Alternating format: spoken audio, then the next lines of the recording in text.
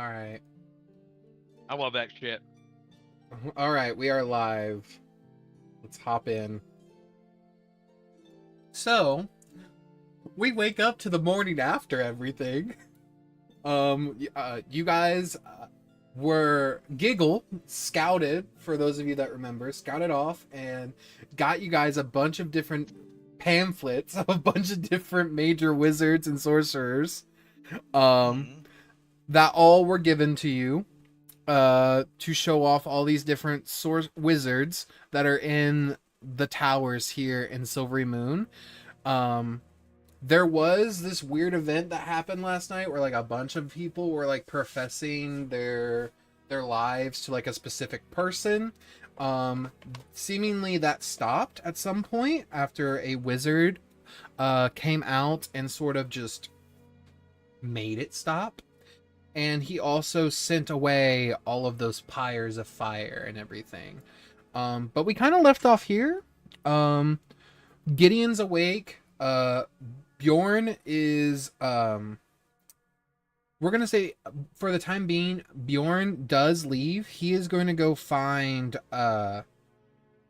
himself in the woods right now. He's on a quest. Okay.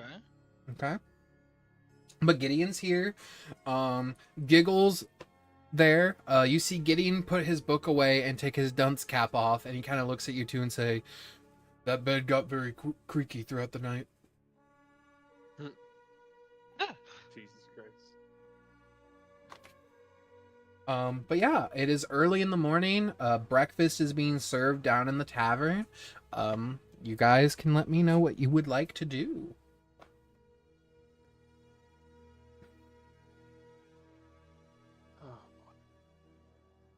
I'm still pulling some stuff up. Hold on. You're fine. When you get the chance, Rook, check your Discord messages from Toby, if you haven't. Yes, I did. Okay.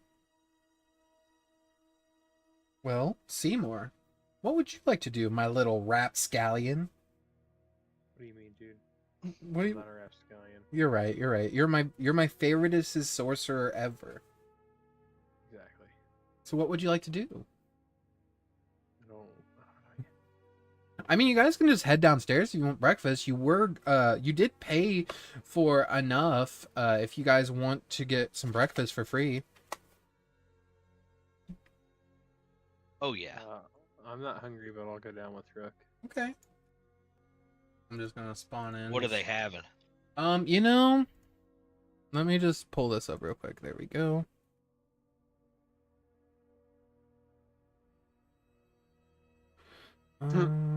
They have baked raccoon, bell pepper gruel, some grilled pumpkins, charred eagle, and baked tigerfish. My voice raises massive geopolitical, magical, and divine implications. What the fuck? What is I'm it? reading the notes. Oh yeah. Oh yeah. Those ones. Yeah. The notes were yeah. Massive geopolitical, magical, and divine implications. Every campaign we run. There is also a continent being built via Seymour's magical card. It hasn't fully been built, but it is being built, and it's toward the north. That's fucking awesome. I'm gonna do the raccoon. The raccoon? Wonderful. Would you like it with cheddar cheese and the peppercorn sauce? No peppercorn sauce, please. All right. Well, you guys are just sort of eating breakfast. I'll put go ahead and put Gideon over here. All right. Gideon is going to order one raccoon and one bell pepper gruel. Is there anybody else in here but us? There are other people. I'm just not gonna spawn in 20 people because it'll lag the Sure. map. But Okay, yes, there's quite a few people. yeah. This tavern is currently full with people. This is one of the cheaper taverns to eat at. So yeah. You do see some people. Go ahead and give me a perception check, the two of you. Let's see what people you see.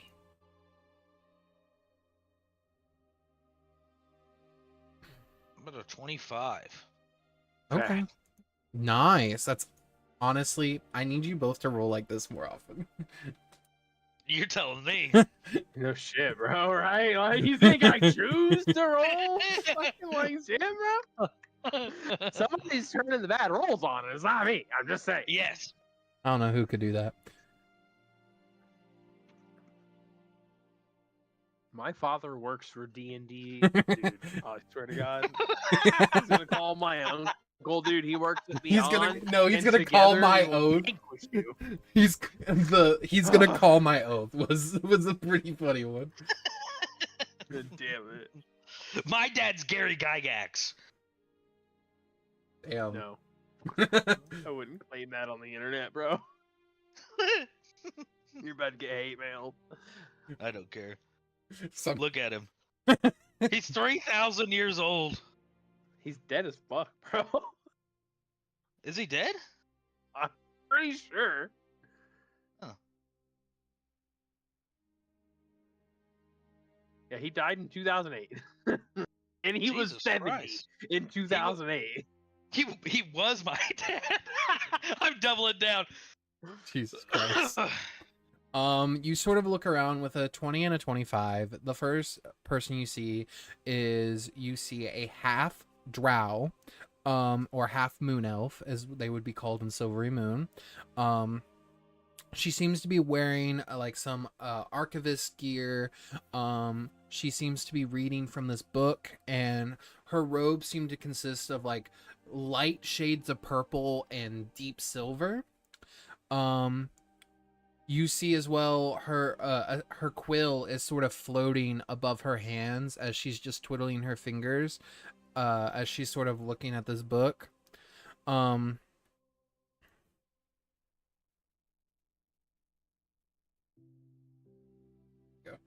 Off to the side, you see two snow dwarfs. They seem to be talking amongst themselves and eating, not really conversing with anyone specifically other than the person in front of them. You see one is a female snow dwarf. She has a very long beard and it is very nicely put together. And you see one is a younger male dwarf that has actually a shaven beard. So he has currently no beard right now. Off to the other side, you see a human sort of like eating quickly at the bar, and he seems to have a satchel on his side. I would say the last person you guys see is in the corner of the restaurant. We'll put her right here. You see an elderly woman, and she seems to be flipping through like a deck of cards in front of her as she's eating like some sort of soup or porridge. Does it look like playing cards? No, it looks more like cards with pictures drawn on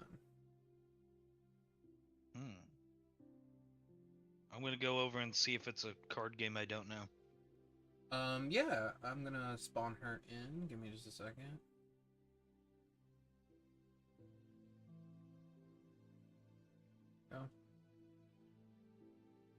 Go.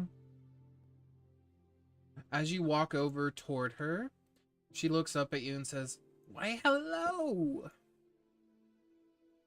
How can I help you on this beautifully cold morning?" I just was coming by to see if you were potentially playing a card game or something. I'm kind of I like card games. I like any kind of games, really. Oh, no, this not good for card games exactly. But to tell a fortune, yes. Tell my fortune? They're tarot cards, sweetie. Okay. Are you How much interested? to tell my fortune? I don't charge. Okay. Seymour, are you just chilling above the fire? Sitting on the bear head. Correct. I climbed up here, dude. I'm Hey. just watching. That's Hanging fine. out. That's fine. I was just making sure. She sort of sets Like a the gargoyle. Dude. she sets the deck of cards on the table, and she puts them up like directly in front of you, and she says, "Go ahead and give them a good shuffle, dear."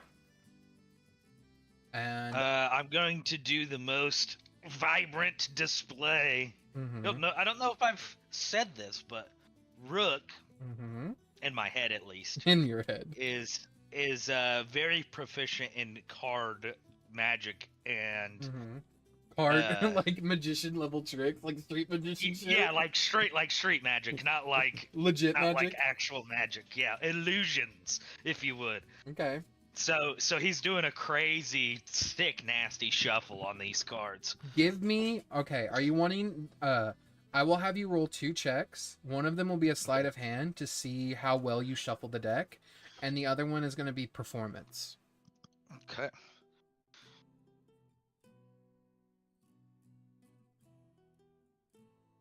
$31 on my sleight of hand, Okay. but I am not trying to stack the deck or anything like that. I understand. This was to see how well you shuffled them. Oh, not for stealth. 26 on stealth if I'm being sneaky. Sure, the guy next to you can't see you. And then what was the last one? Performance. Performance. For everyone else that'd be perception. A 13 on my performance. Okay. Yeah, you show off a little bit. You're like shuffling the cards, really cool. You do like some small tricks. The cards almost get away from you at one point, but your sleight of hand, your fingers catch it just perfectly. And you set the cards back down, and she says, "Okay, sweetie. Now, pick 3 cards from the top and hold them face down." Okay. And she will say, "This is a simple reading. It'll be your past, your present, and your future. Okay?" Okay, let's see it. All right. You see her pull like this book from her side pouch, and she begins to sort of wait for you to turn one, and she says, "It does not matter which one you turn first. Just pick one." So you have the left one, the right one, or the center. Which one do you want to flip first? Let's flip the center first. And so for the center, you get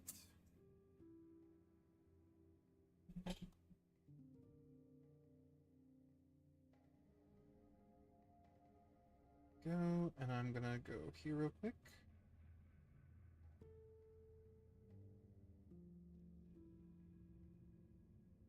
This is your center card.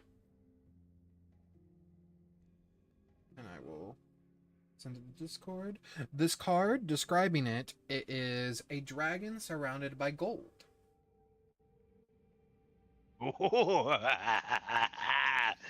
Very nice. Mhm. So what's that one?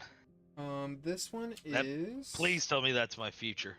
No, the first one you pulled is your past. Always your past first.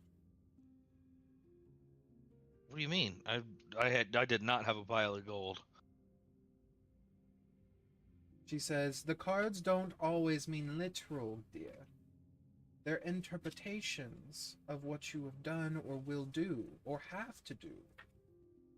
I believe this Okay. is called this card. Yeah, I think it's charisma. Let me go to charisma real quick. Intelligence, wisdom. Yeah, there it is, charisma. So this card is called the 4 of Charisma.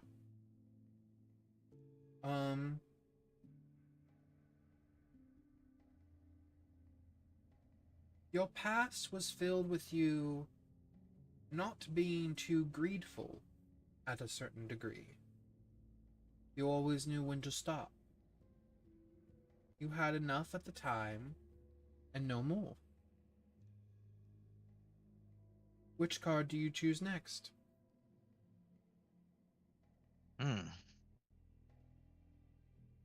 Let's do the left one. Okay.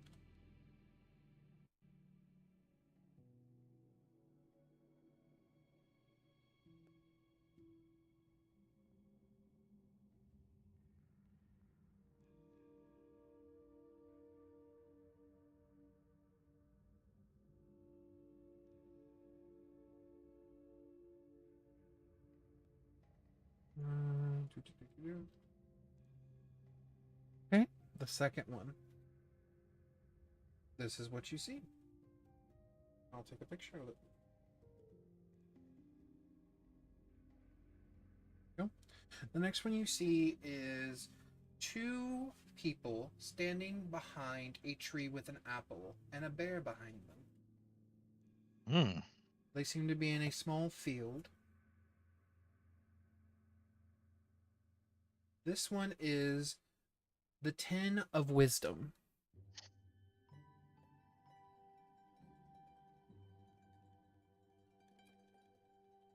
Second.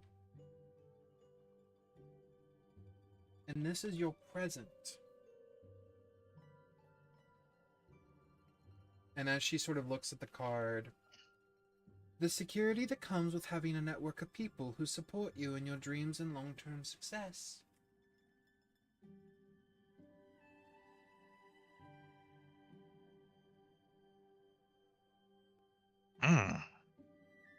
Okay. I do kind of get that vibe. I mean, I think I'm running around with a pretty good crew. Are you ready for your last one? Yeah. As she's pulling the last one, I want to like do a heavy vibe check on this lady. Is she being sincere? Is this a con? Okay. Is she getting something out of this? Yeah, go ahead. Make me an insight Okay. check. Oh, 16, almost nat 20.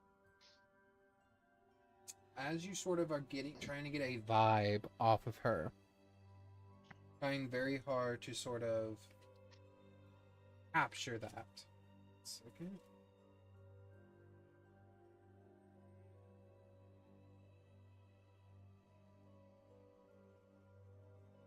She looks at the card and she flicks down to it and she says, "Ah, the 10 of Charisma."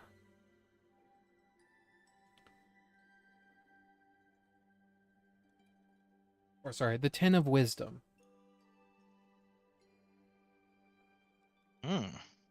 Two tens, huh? Yes. This card is, it looks like a person holding a oh my god, a D20, a decadahedron. A dodecahedron. A dodecahedron. But behind them is a Quetzalcoatl. Okay, that's pretty sick. With its wings outflourished. That's mega sick.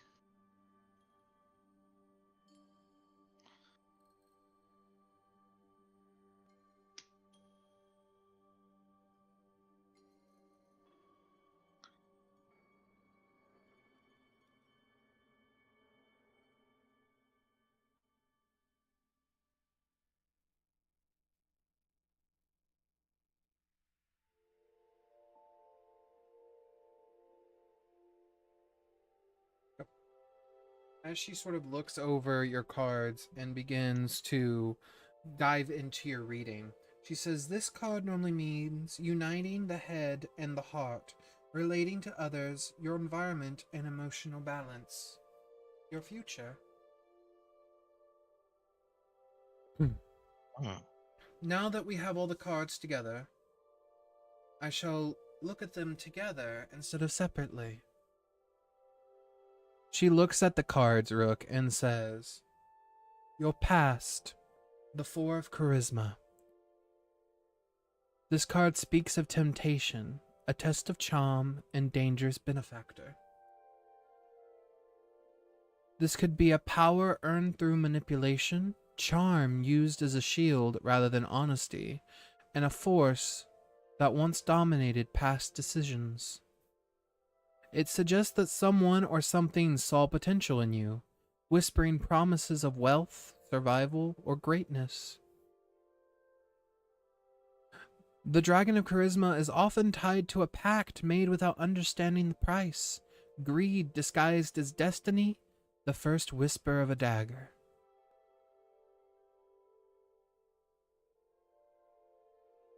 Mm. The next one. The 10 of Charisma.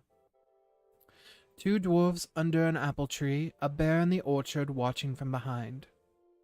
The 10 of Charisma is extremely important present card. It represents influence, community, and the weight of expectations. The dwarves are the honest work, trust, foundation being built around you.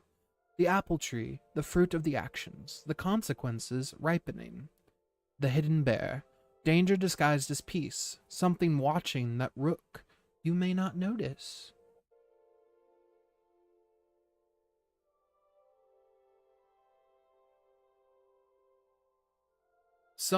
This card can also mean someone close to you is both a blessing and a threat, not because they wish you harm, but because their path and yours may naturally collide many times, like waves of the ocean. You could also be, in this moment, balancing being admired or being used, being trusted versus being tested, being desired or being disciplined.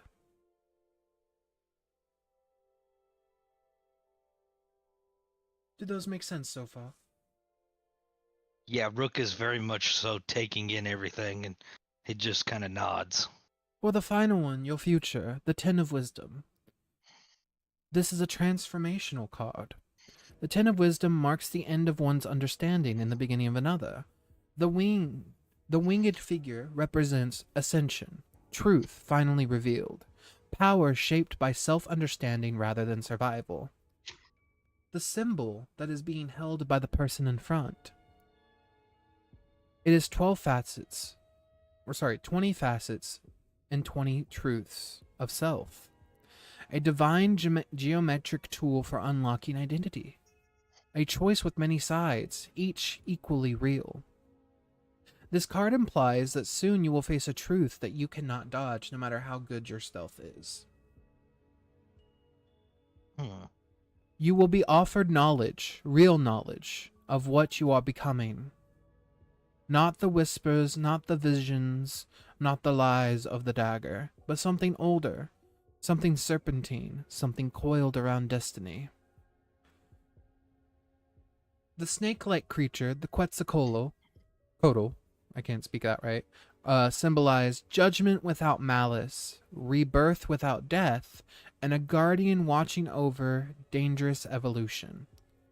This card is not a warning, but a promise. You will shed what binds you from your past, but only if you choose truth over charm.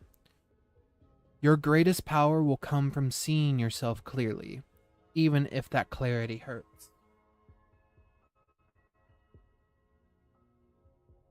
What a wonderful pull, my dear. You have a very interesting future. Rook very much did not like anything he just heard. But that's not her fault, as far as I understand how fate goes. But what did I get with my insight on her? Is this legit?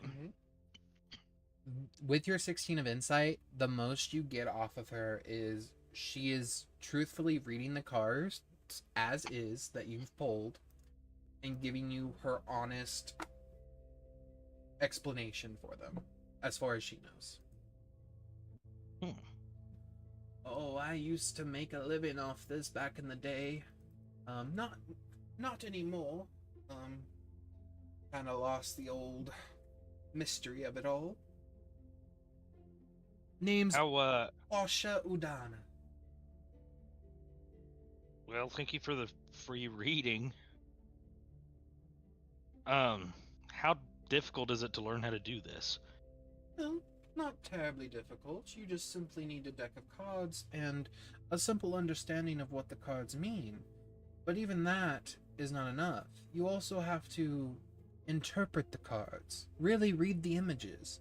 Yes, you pulled a dragon surrounded by gold, but what more does that mean? A dragon surrounded by gold isn't simply greed or hoarding. It could be protectiveness over the things you hold dear. It just depends on how it is drawn, when it is laying, and when it is flipped. You see in a moment as Fairy just get close, you see she just grabs it midair and says, "Oh, I'm sorry, dear. I thought you were a fly." Like, crazy quick reflexes grabs it? Very, very fast. Yes. The other thing I want to ask, I didn't want to break the immersion though. Was Mhm. she actually saying my name and stuff? Yes. She was saying Rook. She was saying Rook, even though you didn't introduce yourself, she was saying Rook. Okay. This is not very good.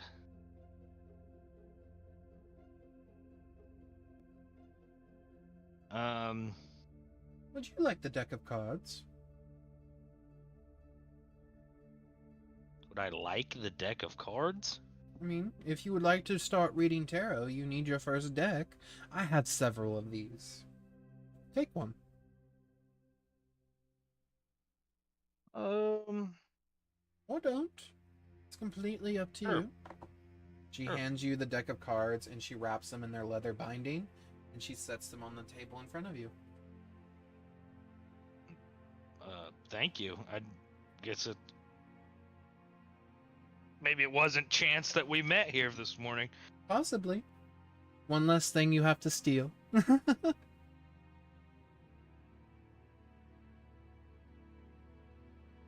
Oh man. Oh man. Okay.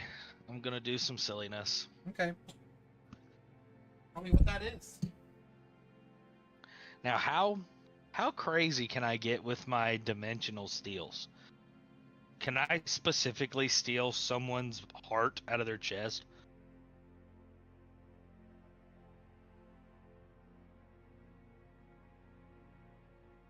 Maybe I shouldn't ask that.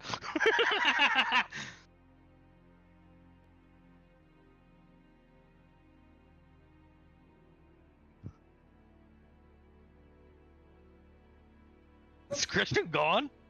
Yeah, he's not there, bro. He left. He Okay. said, "Fuck this guy." Okay. He said, "I'm not." I heard you. I heard you. You're wanting to know how exactly to steal a person's heart from your interdimensional stealing. Well, yeah, like how deep does it go? Like I know you said I can have anything, but like I mean, I feel like that's kind of I said you could have anything. The question is, are you ready to pay that price? So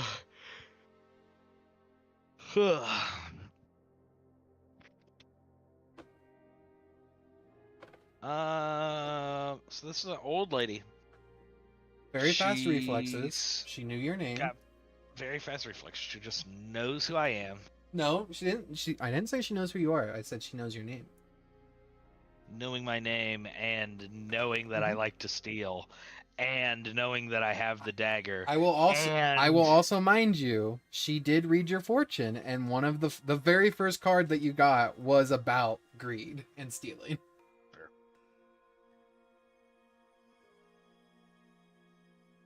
Or did she just cold read you really well? Let me see if I have something to telecommunicate with Simour before I get crazy. I mean, do you want to try to do a tarot read on her? No. Are you sure? I'm very sure. I have no idea. You could practice. Yeah.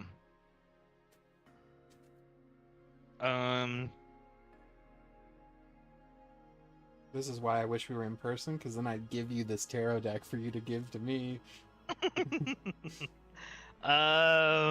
Seymour, I have not taught you sign language or anything, have I? Mm-mm. She turns to you and sees that you're like thinking like 1,000 miles per second right now, and she's like, Yeah. I'm going to go to the bar and grab me something to drink. And she gets up and she walks over to the bar. Okay. You notice her bag is on the bench where she was sitting. Yeah, I bet it is. Ugh. Okay, Seymour. Can you see that? Rook is worked up right now. Worked up after he left the goddamn honeymoon suite. Clearly your honey didn't give you enough. Bricked up, I mean. Bricked up, worked up. Is there a way for you to see if she's deceiving us?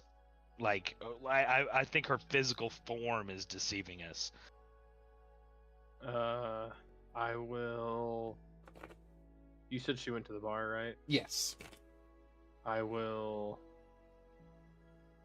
just kind of walk over these two tables here. Yeah. Nonchalantly, you step on someone's pudding and they say, "Damn it!" I'm gonna jump up on this end school and gargoyle squat and turn on my true sight. Okay. And just glance at her.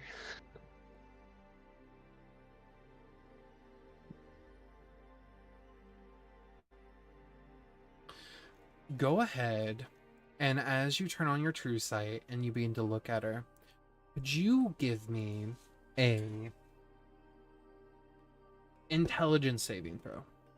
Oh! Hmm?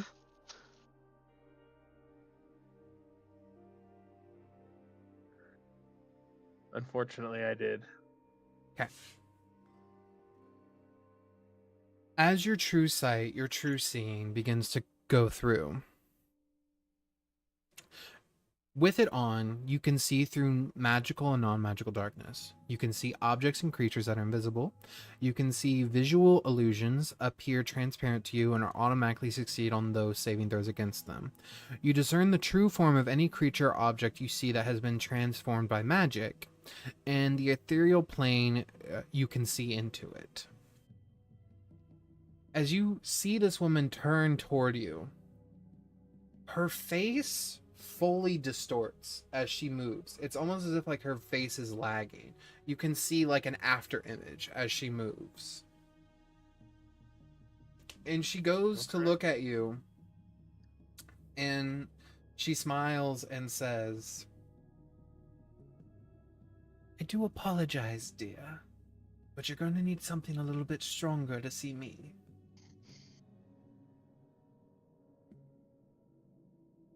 I don't say anything back to her. Give me, Seymour, give me a nature check, and this is specifically on the nature of the weave. So with advantage.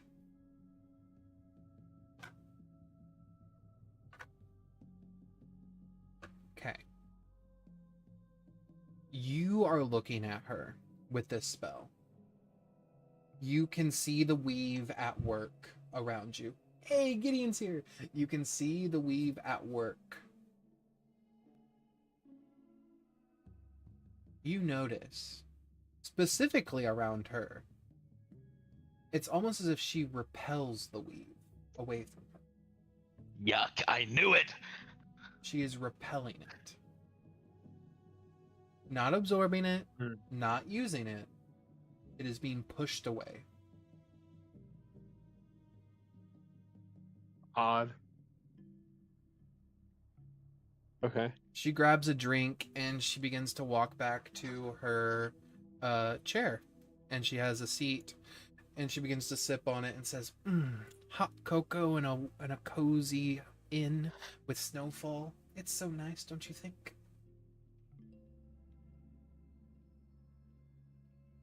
Gideon, I'm looking towards Seymour now. Gideon, to catch you up, Rook has had a tarot card read by a woman that is very old looking, has very fast reflexes, and seems to almost what you overhear. She spoke Rook's name without being told who Rook is.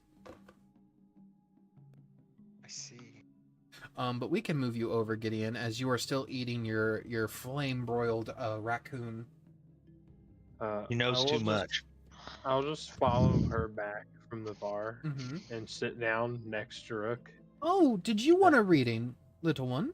And I'm gonna lean over to Rook, like I'm gonna whisper, Mm-hmm. and then I'm gonna say it full volume. I'm gonna That lean bitch in. is fucking scary, dude. I don't know what's going on over there. The magic eyeball didn't work. What exactly are you? I'll say, kind of hushed. She looks at you and she says, "What do you need me to be so you're not scared of me?" I wouldn't say I'm necessarily scared of you. I'm just... I've talked to 7 gods this week. We're trying to keep a tally, you know. I am not. Not only that, anything- I don't know. I I'm- do a lot of deceiving, but I do not like to be deceived. I am not.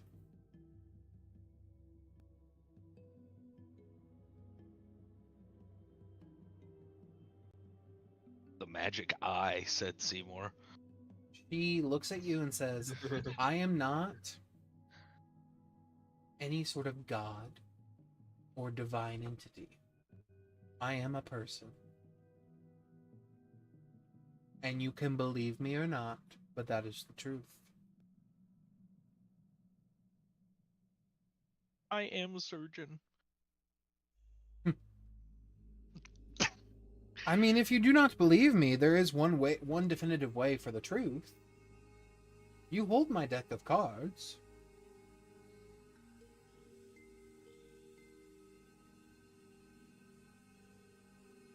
I'll do it. I'll shuffle it, then I give it to her. You gotta shuffle it, right? Yes, I'm gonna make a sleight of hand check.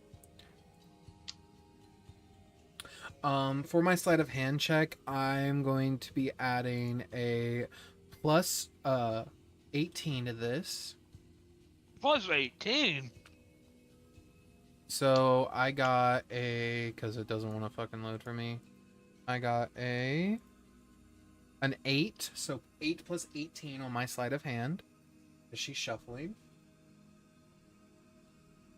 She sets the deck down in front of you, between you and her, and she draws the 3 cards. Are we doing the same 3-card draw?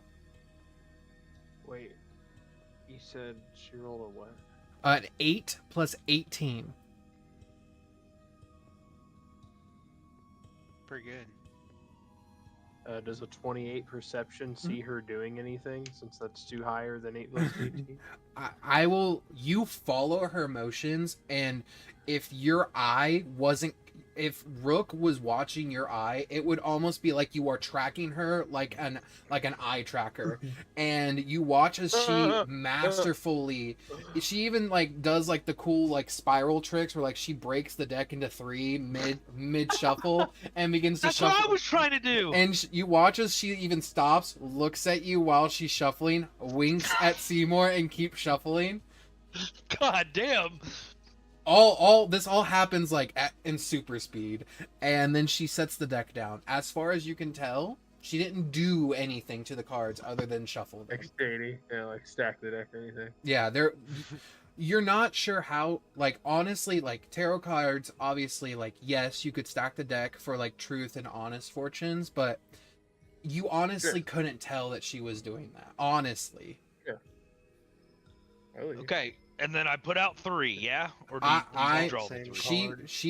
She pulls out the 3, if that's what you're wanting to read. Are you wanting to do the 3-card draw? Yep, let's do it. All right, she's going to place 3 out. What'd you say, Tyler? It's a plot twist. It's a deck of all the same card. Yeah. She looks at the 3 cards in front of her and she says, I am ready, if you are. Is it okay for me to pick my first card to flip? Yep. She will start with the far right one. This will be her past, if you don't remember.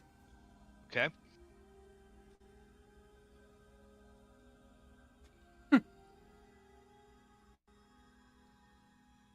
This is her first card.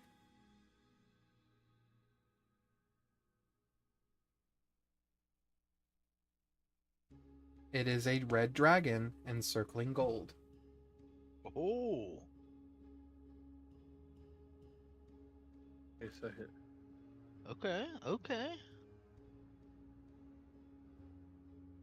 Interesting. Hold on a second. Mm-hmm. Yeah. Wait a minute. Okay. All right, pick your next one, dude. She will do the far left one. This is for her present, correct?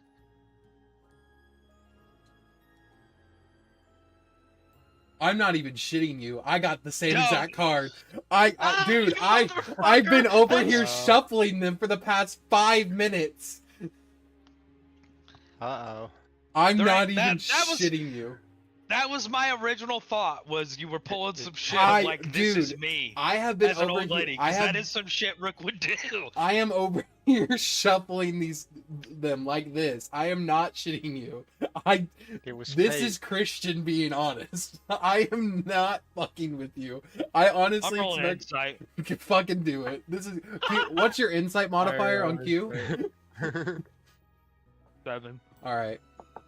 Yeah, I'm not lying because Christian's charisma is a -4. Okay. So the next one is the two dwarfs. The fact that the thing is, the fact that not only I got yours, but I'm also flipping them in the same order is Yeah. wild. Because I didn't Yeah. know how they were landed. Even if I knew that those 3 cards were up here, I didn't know in what order I would lay them out in. Because I even shuffled the cards when I laid them out. Yeah. This is fucking crazy. That is very crazy. Okay, so when I see the second hit, Mm-hmm. I will dead ass be like, "Are you me?" She looks at you and says, "No, I am not you." Shall I flip the third one? Yeah. Okay.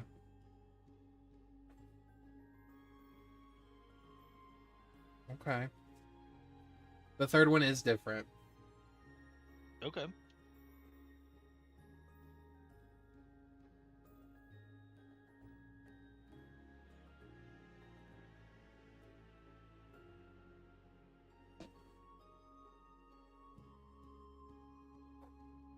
I believe this one is the King of Strength. Let me make sure. No, sorry. It is not the King of Strength. He is the King of Intelligence.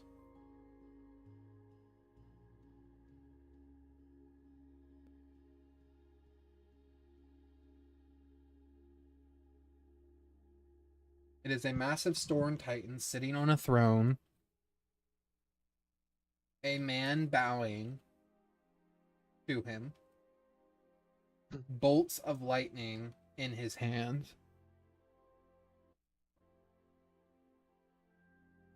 Hmm. And so what? I'm supposed to interpret what these cards mean about you? Yes, you're the interpreter. Hmm.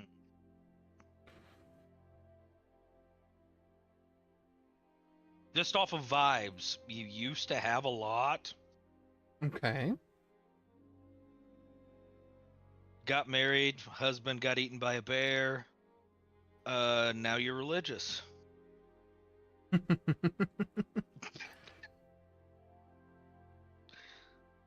Absolutely. That could definitely work.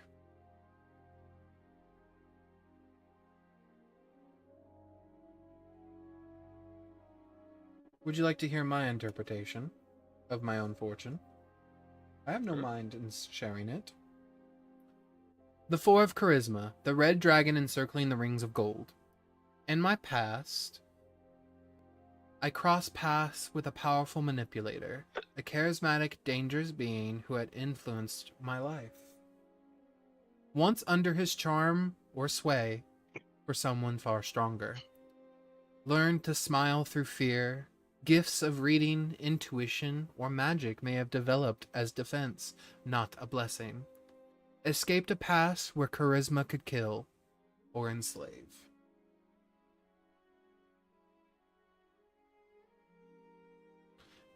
I was shaped by the flame of someone else's will and learned never to be powerless again. The next one, the Tin of Charisma. Two dwarves beneath behind an apple tree, a bear lurking behind. This card is of hidden danger, disguised harmony, and watching shadows. Surrounded by people who seem trustworthy, yet one of them is not. Walks among lies, but an unseen threat stands behind the orchard's peace. Intuition is my warning. Someone is watching me, studying me, waiting. The dwarves represent community, work, foundation, and partnership. The bear is the danger that I pretend to not notice. Watching. The danger she pretends not to notice, or the one she fears drawing attention of. My life is stable, but my threat is in my orbit and is growing restless. Would you like to hear my last card? The King of Intelligence. A colossal storm titan on a throne of thunder, a man bowing before him, lightning bolts resting like scepters in his hands. This is a powerful omen, for far more ominous for me than for you. The King of Intelligence is a being of immense knowledge, a strategic mind, a bringer of storms, meant to cleanse or reorder. Someone whose intellect is a weapon, a ruler of truth, lightning, and judgment. It foretells a confrontation with a mind far greater than my own. Someone or something approaches, a tyrant of thought, a lord of strategy, a storm-crowned intellect, a being whose knowledge can destroy or spare me, depending on what they choose. The bowing man of the card symbolizes submission, a hard choice, a moment where pride or independence will be tested. I will stand before the storm, born king of logic and wrath, and must decide whether to stand tall or bow. And the lightning, revelation, judgment, truth that hurts. This card rarely appears unless a great mind or great danger is rising. Very good draw, Sir Rook. And she hands the deck back to you as she puts the cards back on top.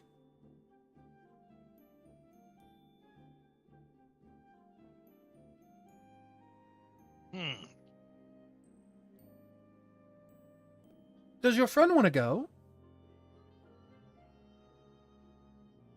I doubt it. I don't think he. I mean, I guess I can't answer for him. Simour, you want a fortune reading? How about you, Gideon? And I turn around. Gideon, would you like a Table fortune right reading? behind us, right? Yes. Sure. All right. You hand the deck to him so he can shuffle? Yeah. Okay, Gideon, make me a sleight of hand check as you shuffle. Tyler's gonna be like, do you mean athletics? I ripped the deck in half. I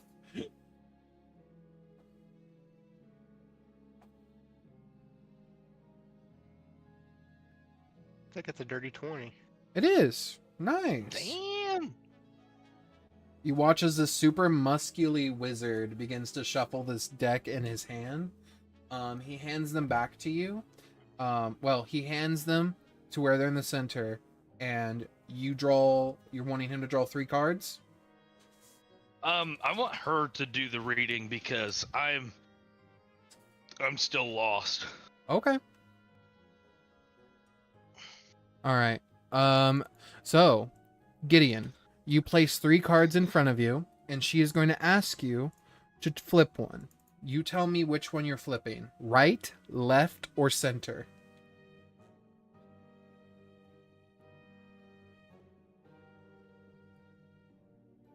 Left.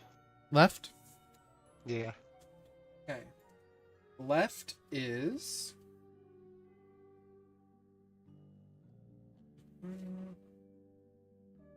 I'll find it. Left is... Wow. 3 of intelligence. 3 of intelligence is finding a way to heal and learn from anxiety and emotional pain. Is what the base card can represent. I'll go over the full meaning in a moment. But the way to describe this card is... Second. It is a lady with antler-like horns coming out of her hair. Her hand pressed firmly on the ground.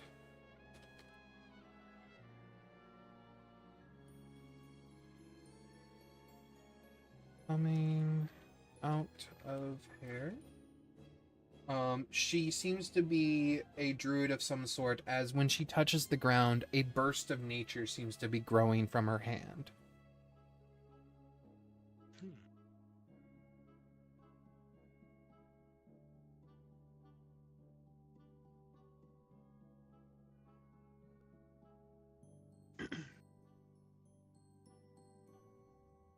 Okay. Which one next? Center or the other one? The center. Center or right, that's what I meant. This one is a major arcana card. It's actually our first one. It is called the Hanged Man. The necessity to look at something from a different perspective.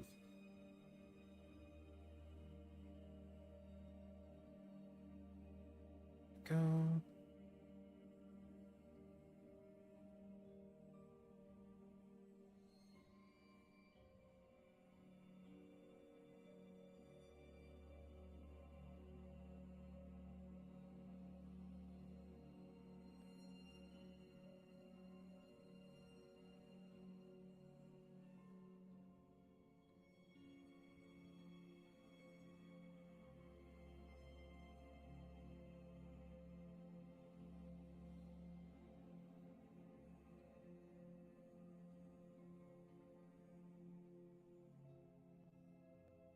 The way this card is described is it is 2 men, or possibly the same man, looking in a reflection back at each other.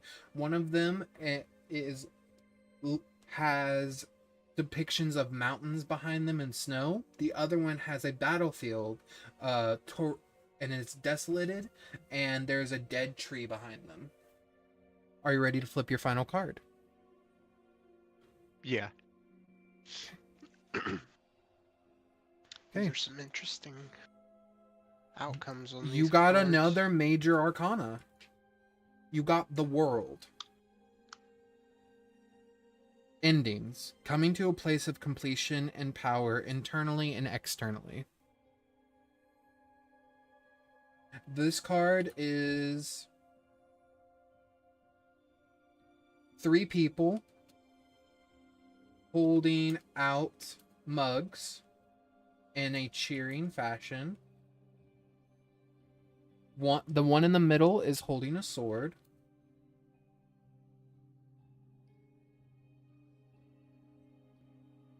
And there is gold beneath them. A lot of gold.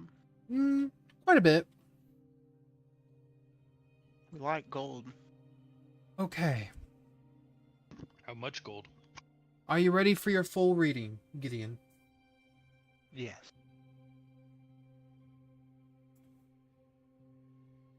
The woman with antler-like horns and flowing hair, a druid or nature servant, releasing a burst of growth from her hand into barren soil.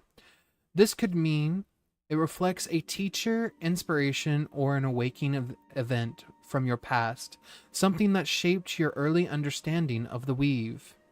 Being a being who taught you restraint before power, wisdom through growth rather than force, relationship with natural magic before arcane mastery, a lesson that intellect and instinct must work together.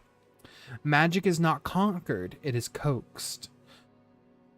She may represent a mentor, a childhood friend, a magical figure, or the moment you first touched the weave in a way that felt alive. Gideon was taught to think but also feel. That balance is slipping. That is what this card represents. The Hanged Man. A suspended figure whose head mirrors two realities. One reflection shows mountains and stillness, the other battlefields and a dead tree. This card is intervention, sacrifice, and suspended destiny. It reveals to you, Gideon, it is caught between two paths of identity. You see the world upside down in the way only diviners and abjurers truly do. You must give up something important to gain what you seek. You're on the edge of a breakthrough or a struggle. The dual reflections represent your current struggle. The mountain, the isolation, the study, the ascension, striving for unity with the weave. The battlefield, conflict, responsibility, the cost of knowledge, the consequences of awakening the weave. The dead tree symbolizes a sacrifice not yet made, a truth you avoid, a path that cannot continue unchanged. The card is a warning, Gideon. Pause. See clearly. You cannot ascend without letting something of you die. The Hangman is not a punishment, but a preparation. The universe is holding you still, so choose wisely. Are you ready for the final one, Gideon? Yes. The World. 3 people raising mugs in celebration. The central figure lifts a sword. Gold lies beneath them. Treasure, power, and destiny uncovered. The world, for Gideon's future, means the world is a completion, mastery, unity, transcendence. The final card of the major arcana. It rarely appears unless someone is nearing the end of a great arc, or the start of a mythic one. For Gideon, this is powerful. He will not walk his future alone. Companions will be essential. A victory or revelation will unite him with others. His power for the weave will be shared, not solitary. A powerful treasure or truth will be unearthed, buried gold, literal or metaphorically. The sword raised by the central figure is a symbol of claiming authority, cutting through illusions and taking a stand with clarity, achieving mastery of the self. The reveille, I can't even fucking speak. Reveille, I can't say it, whatever, indicates that the path ahead is not one of loneliness, contrary to what he may fear. The card promises that Gideon will reach the pinnacle, not by dissolving into the weave, but by standing at its center among the allies. The final interpretation I can give you for each of these, Gideon, is you were guided by a mentor or an event tied to a natural awakening, a lesson, balance he's in danger of forgetting. Your present is you're suspended between two destinies, forced to confront yourself and make a sacrifice before you move forward. Your future is your unity, master, and revelation, not alone, but alongside companions. Together they will uncover the truth and raise arms in triumph. She looks at you, Gideon, and say, the last thing I can say is you may seek to ascend alone, but the universe has already chosen people that will ascend with you, Gideon.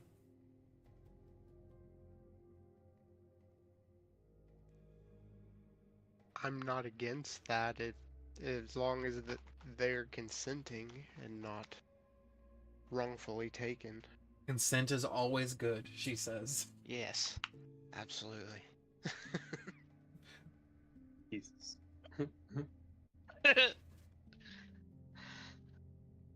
But it was quite the unexpected outcome. Tarot is very rarely ever exact or incorrect.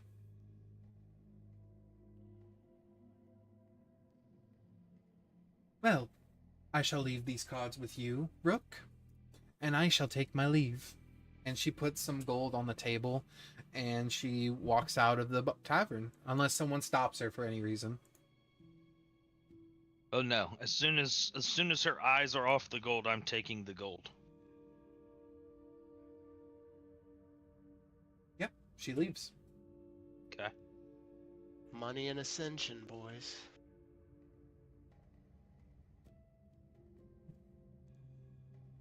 He spoke of a sacrifice. She was weird as hell. Yeah, she was not a. Do you believe in what the cards say, Seymour? Rook? Or do you think it's just a trick? She seemed genuine. She at least believes what she's saying. She had quite a few things eerily correct for my past and my present. Giggle's gonna fly over and be like, "There you guys are. Why are you guys sitting at this table by yourselves?" We just got our We were jerking it crazy style. yeah. Well, We just I'm trying to think of something to say to her. We're eating breakfast.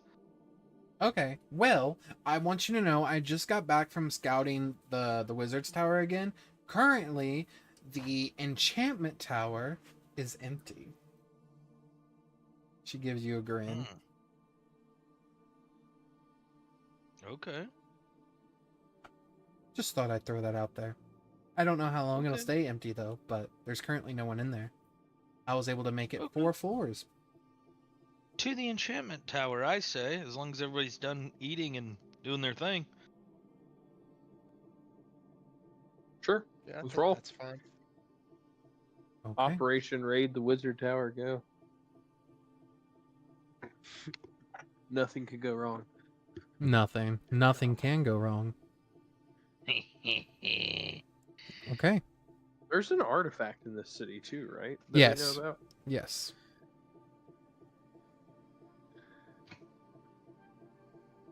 Making sure I got all my shit straight, sorry. You're fine. Ouch. There we go.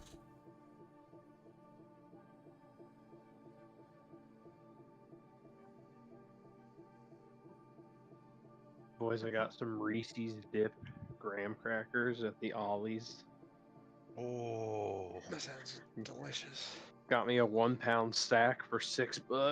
Oh my god! Hell yeah, dude. I'm fat as fuck. As you I'll guys get my snack tomorrow. As you guys make your way over to the enchantment tower, I will move you guys there.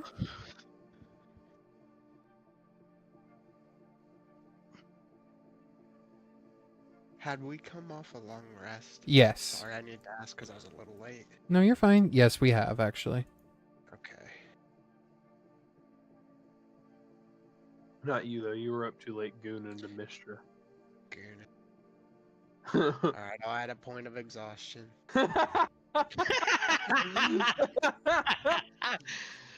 No, wasn't he in the cuck chair while we slept in the bed? Yeah. Yeah. was. He was Okay. he was in the cuck chair while you guys were We didn't want you to be in the cuck chair, you just were there. while specifically while Seymour and Rook shared a heart-shaped bed that rocked them. There's only one bed. Yeah. I'm just making sure he has the whole picture. Hey, it's cold. They were just trying to stay warm. Yeah. It's important to remember I don't have to sleep either, so I just spoon for the fun of it. It was. You know it's what? for I did forget survival. about that. I could have. You could have given the bed to. Oh, and don't forget, Bjorn slept on the floor like a lion rug. Yeah, Bjorn was on the floor. You could have gave the bed to Gideon so that he could actually sleep. All right. Yeah, I thought you hung Coulda. upside down. I can. Only when he chooses to. You guys are over here now. I can do anything I want, dude. I'm Seymour. You guys have this conversation, and as you guys finally make it to the enchantment tower, Giggle like pushes the door open a little bit and says, "Okay, let's go. Hurry before anyone sees." Quickly. Yep. You Okay, all, you've got more of that dust, yeah? as long as I have acne. Huh? Oh, yuck. Sorry, that was meant to Oh, be a Note to joke. self: don't eat Giggle. But yes, I have plenty of it. Why? just in case. Okay. Yeah. I'm like stretching my jaw, kind of like rubbing the sides for no particular reason. She shuts the door behind you all, and you guys are in this beautiful tower. As you guys come inside of it. Aw? This place is Pause. magnificent.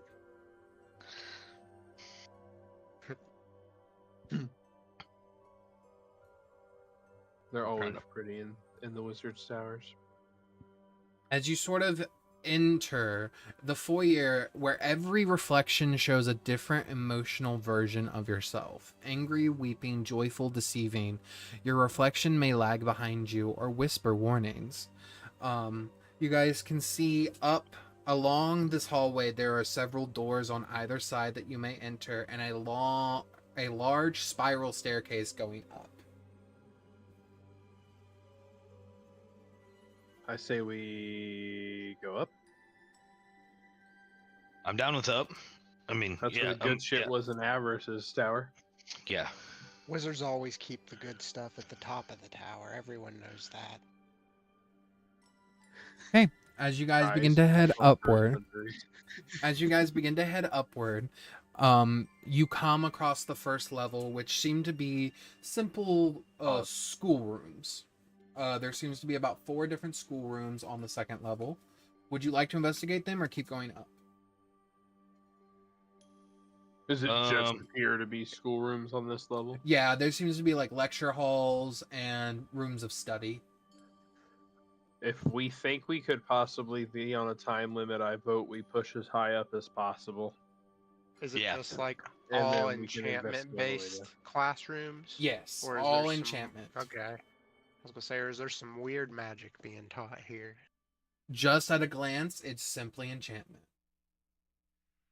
Fair enough. Now, Gideon, would they have any kind of weird spells, like to see if people are here while they're gone?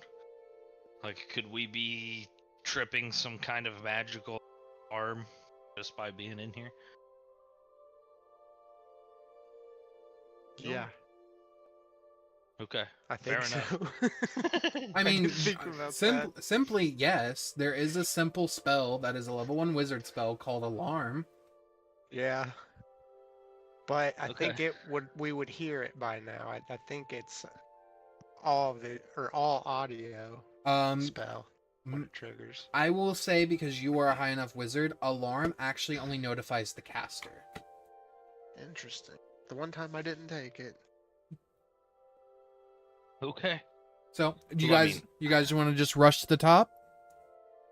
Yeah, I'm not all that worried about it. Just I as can call as back we're to the going, we're fire. definitely I'm keeping an eye out for valuable stuff. As long as we act like we belong here, they won't question it. You just gotta own up to it. Act like, just own it, you know? I'm gonna detect magic. I'm gonna keep that on. But I'm sure there'll be, redonkulous amounts of stuff. You but we're detect looking magic, for- and it's almost like strobe lights in some parts of the Yeah. tower. We're looking for the brightest strobe lights, though. You know what I mean? Like, Yeah, the brightest we- stroke is what you want.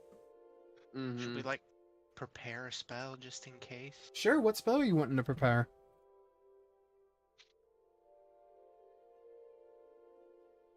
And I could always not cast it if it's prepared, right? Mm-hmm. Okay. I was just making sure that I didn't have to cast it if I prepare it. But it would be a greater invisibility. Okay. Greater invisibility has been prepared.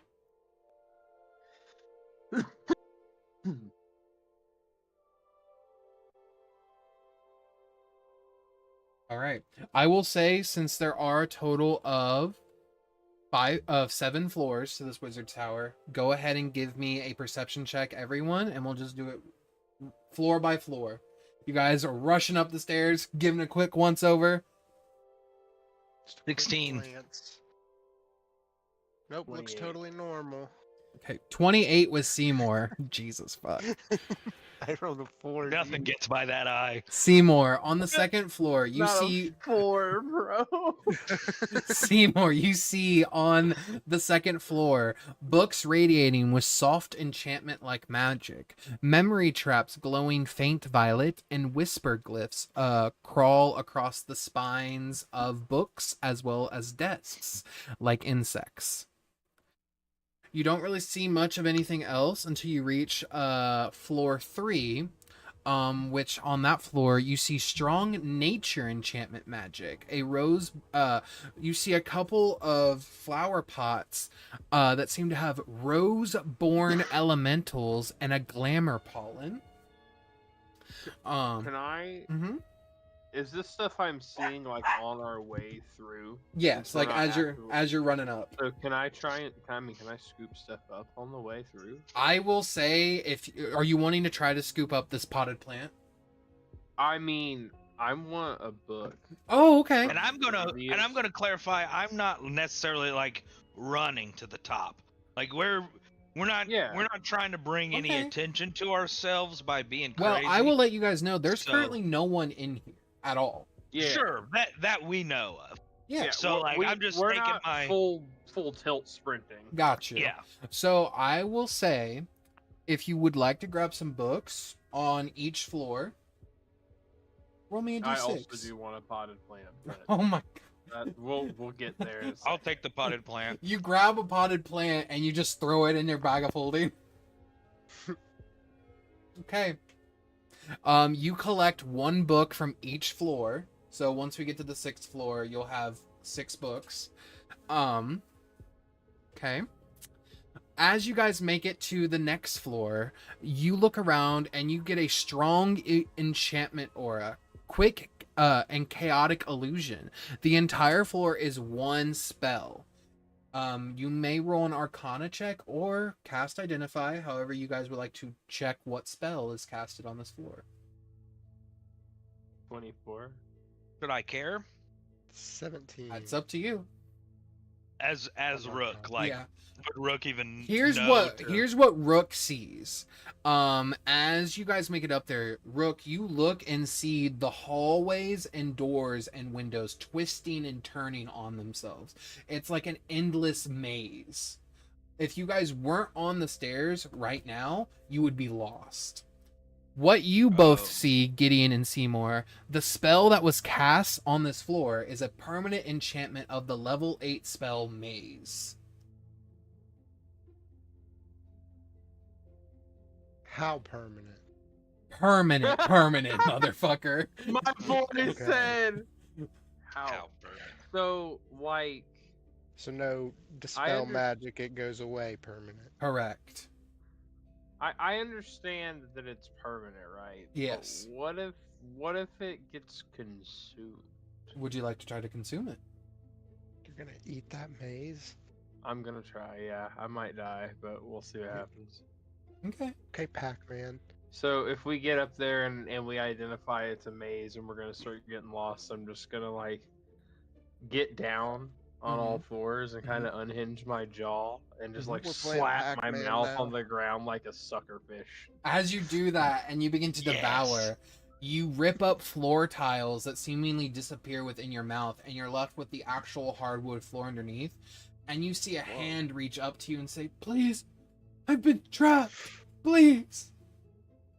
I'll grab it. You pull out this very old looking man that seems to have on robes that are a little too short for him. Thank Oh you. shit! Oh my god. Thank you so Who are much. you? What My was name- down Guys- there? You guys should read the whole ability before you decide to do something. Just saying. I did not. Anyway, go ahead. Oh no. That's metagaming. Which ability are you talking about, Dylan? Nothing. Go ahead. What's going on with Gaspy McGaspman here? You see him look and say, "Please, I was locked in that maze for so long. How are What? you still alive? I know the spell Goodberry." That'll do it. Insight. Roll an insight. I would say this insight. I'm gonna ask you: are you still eating while he's talking? Are you still eating while he's talking? I don't know. Am I? I was Is gonna. the spell gone, or am I still? If the spell wouldn't be gone when he appears, then no. You feel like so the way this spell works is you haven't reached the point at which is the nexus of the spell. You're like eating the outside of the cookie right now. Okay. You got to get to the singular I'm chocolate still chip. eating. For Okay. Sure. We're trying to get rid of. So I will have to say, roll your insight again. This will be at disadvantage, so you're just gonna take the lower of these two insights, just because you are devouring right now. No, that's valid. So with a 16, I mean, he doesn't seem like he's lying, and the man looks frail. All right, How did you- anyway, how did you end up in there? Slurp, slurp. I was trying to impress a girl, and it just sort of happened. And What year did you fall in there? He tells you the year, and it is 67 years ago. Wow. Gideon, is it even worth? What year of magic magic training were you? That's first Second- edition. Second year novice. Gideon, second year novice magic. Is he useful at all?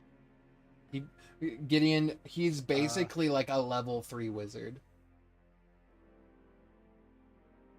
I mean, he knows magic, so yes, he's useful. I'm gonna grab him by the Everybody is useful, scruff of but- his two. Seymour, too as short. you are devouring Sure. more while this is happening, you see another person look as you bite into like a wall. You see a person go, "Oh my god, help me!" Another one? Yes, another one.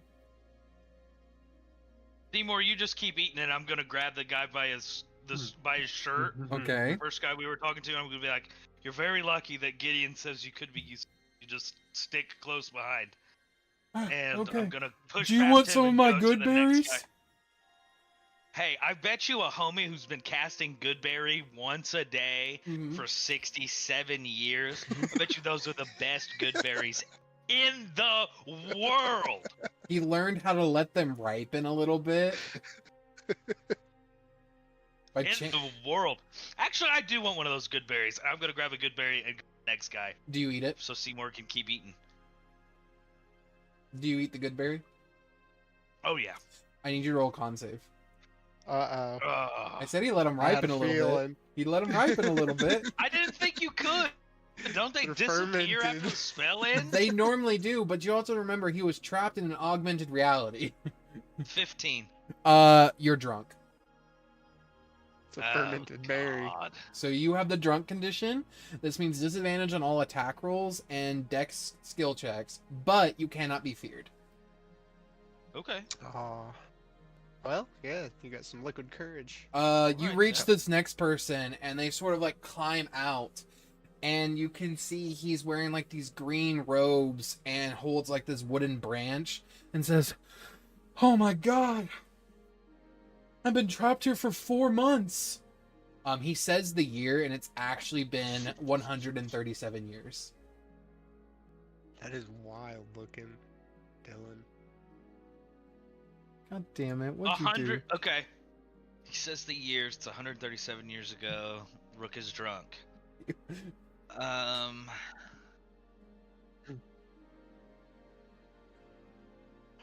How long have you been training in magic?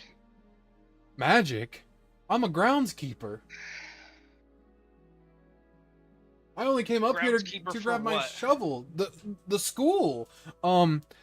Hexina Academy here in Winterbloom. No. Just Okay. Seymour, just eat him. Like as you say no, do you just eat him? Okay. How have you stayed alive with no magic for 4 months? I got like really tired and I just kind of like fell asleep. Gideon, is that possible?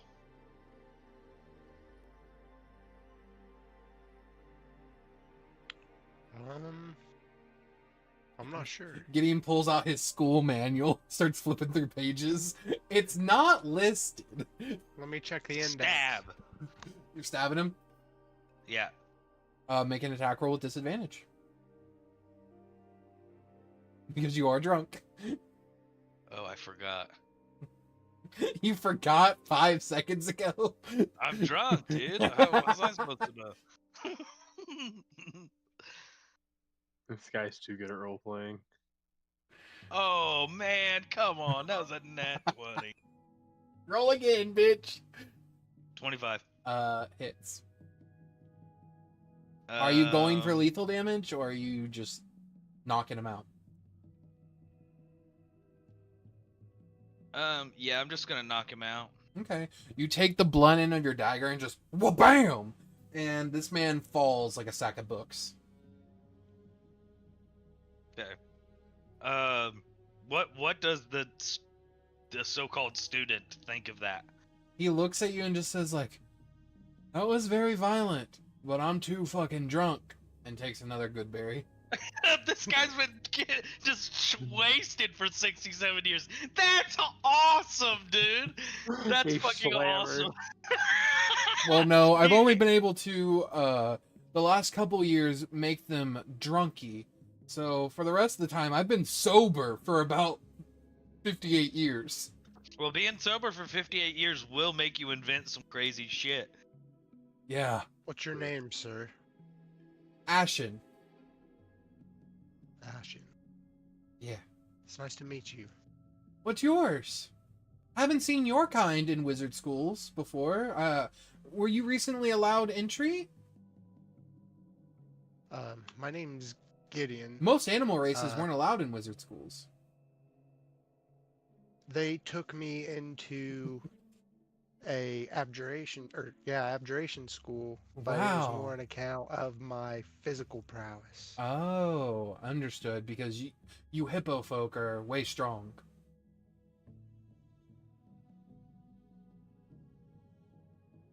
That feels Flex a little racist. bit. Why is everything? Why is it always circle back to feeling racist, bro? Me just What's dead going on staring. here? My beak is past this guy's face, dead staring at him. Shit. Did you want, Hey, did you want another good berry? Hey, why don't you carry this knocked out guy? I don't really have like the upper body. Hey, why don't you carry carrying this him. knocked out guy? Can I just leave? No! I will put you back in the maze. He's Carry like- this guy. Your friend's like eating the maze. I don't think you could. Exactly. Exactly. I can I'll put carry you it. back in there, and then you will just be in. He will eat you. He'll eat you anyway. Just carry this guy. He walks I got over him. and you watch him just go like, He's trying so hard. He's like, I got it. It's okay. Give you me the see him little over. guy. You see him over there just struggling to lift this guy up. He is sweating. He is crying. He's like, I didn't come to wizard school to lift people. Rook is bent that he just was like hippo folk this, animal folk that. So now I'm walking up there with Seymour and ignoring that guy. Seymour, you He drops eventually the hard reach. folk one more time, bro. It's over. Like, Seymour, you eventually reach like this centralized chamber, and you see what looks like a mechanical minotaur who had been roaming the halls, was like chasing people within this maze, and as you like sort of devour the magic core within it, the maze spell deletes itself. Holy. Everything begins to reform back into it, and you see people just beginning to fall out of like closets, corners, coming up from floorboards. There was about like 30 or 40 people trapped in this floor. Scanning for animal folk. 0. I don't know why I said that like a fucking computer. Even the maze, dude. We gotta report this to HR. Yeah, this is crazy. This is Look at all these actually stowaways. just the herd systematically getting animal folk recognized by the realm. You hear in the very way back of your mind, we're called the herd. Ain't nothing but... And it just fades away into nothing. As your brother sister fish is still missing. Okay, listen. I didn't have a plan for people. Seymour, I will also mention I need you to make a constitution save after devouring that powerful of a spell, an enchantment. Okay. And Seymour, I then need you to decide, because you failed, I need you to decide how you need to release this magic, because it has to leave your body right now, or it's going to cause some issues. Seymour, can you take some damage? I'm not asking you to take damage. It can be released in any way you see fit. You just need to tell me how you I'm want it. asking you to take damage. Does he need the Heimlich? Is he choking? Oh, Taylor. Alright, good night. I am gonna try and capitalize on this overflowing wellspring and blast out an insanely powerful calm emotions to try and chill out these 40 people that just spawned into fucking existence. You sort of channel your own type of enchantment magic here within the enchantment tower. You feel it pulse within your hands, and you're watching as the tower begins to light up, as enchantment magic casted within the tower is increased. Oh shit! Even further. You feel this power emanate from you. You watch as Seymour's eye begins to glow, and he begins to float mid-air, holding this enchantment spell. And you watch, and Seymour, you want everyone to be calm? Yeah. You hear Seymour say, calm. And a boof! It radiates out like the whooshy finger hold, and the entire city is eclipsed in this calm emotion spell. The city? The city. The antenna being the tower of enchantment. Specifically, in this room right now, I'm looking for people who look unaffected by the calm emotion spell. Seymour, what is your spell DC doubled? My spell save DC, my Warlock one or my Sorcerer one? Combine them together, then double it. Oh my god. Combined together, they are 39. So doubled, they are 70 plus 8.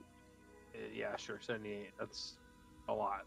Because, I mean, if it was 40, it'd be 80. So I'm just 78 or 9. Yeah, 78 or 79, one or the other. Yeah. Plenty. As you release this, Rook, you look around. I need you to make an investigation check with disadvantage because you are drunk. Ah, fuck! But I need you to also make me a saving throw against your ally's spell because calm emotions affects everybody. It does. Everybody's calming the fuck down. You're super calm. Oh, yeah. I mean, does that affect me So looking around to see who isn't affected So by what it? that happens is, as soon as you get hit with the calm wave, you just feel super relaxed, and you're just casually looking around, seeing if anyone else succeeded. Okay. An 18? You sort of look around, and you see this woman stand up. She's this elvish woman, and she stands up, and she sort of looks around and has this worried look on her face, but she was unaffected by the spell.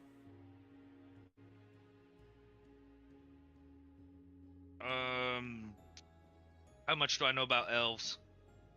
I will let you roll a history or survival check, one or the other. History with a disadvantage. It's That's not already gonna be bad. it's not disadvantage anymore because of the calm spell. Oh, He took away. chill me out. I'm gonna say, for instance, he took away your buzz. Okay. So with a 12, I mean, they're very prolific in magic, and they seem to have like a way to block enchantments that don't come from Fey sources. Okay. Easier. You're not sure. You felt how powerful this spell was. I mean, with your limited access to magic, you're not sure how she resisted it. I will go over to her. Yep. How did you get stuck in the maze? The maze, darling. I created it. Why were you in it then? For the first person that makes it out of the maze, they get granted a reward. Did you make it out of the maze?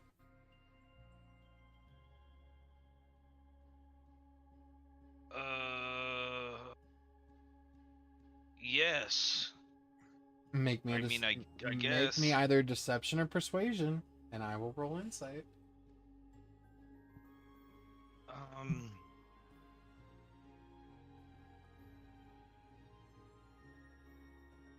I ate the maze. I need you to beat a 24.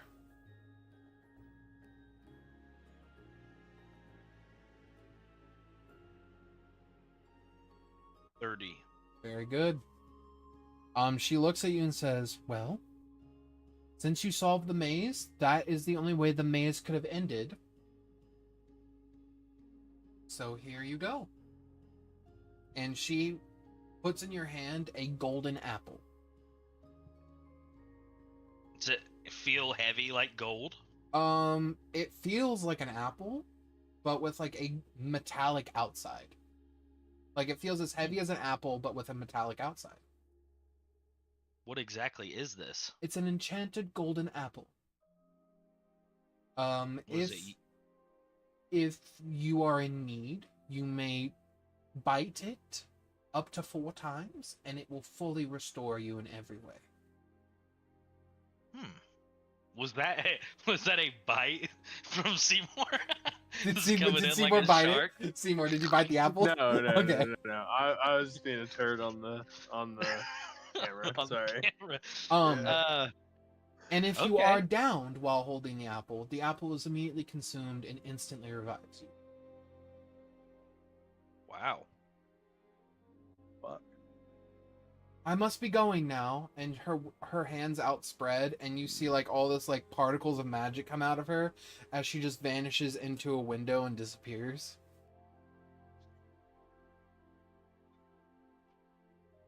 I built. You kill 4 people. Okay.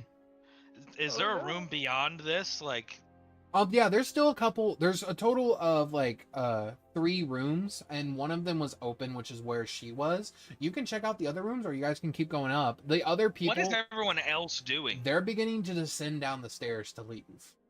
To descend, okay. Yeah. Is there anyone ascending? No. Not a single person. No. I'm gonna ask the whispers. Okay, what are you asking them?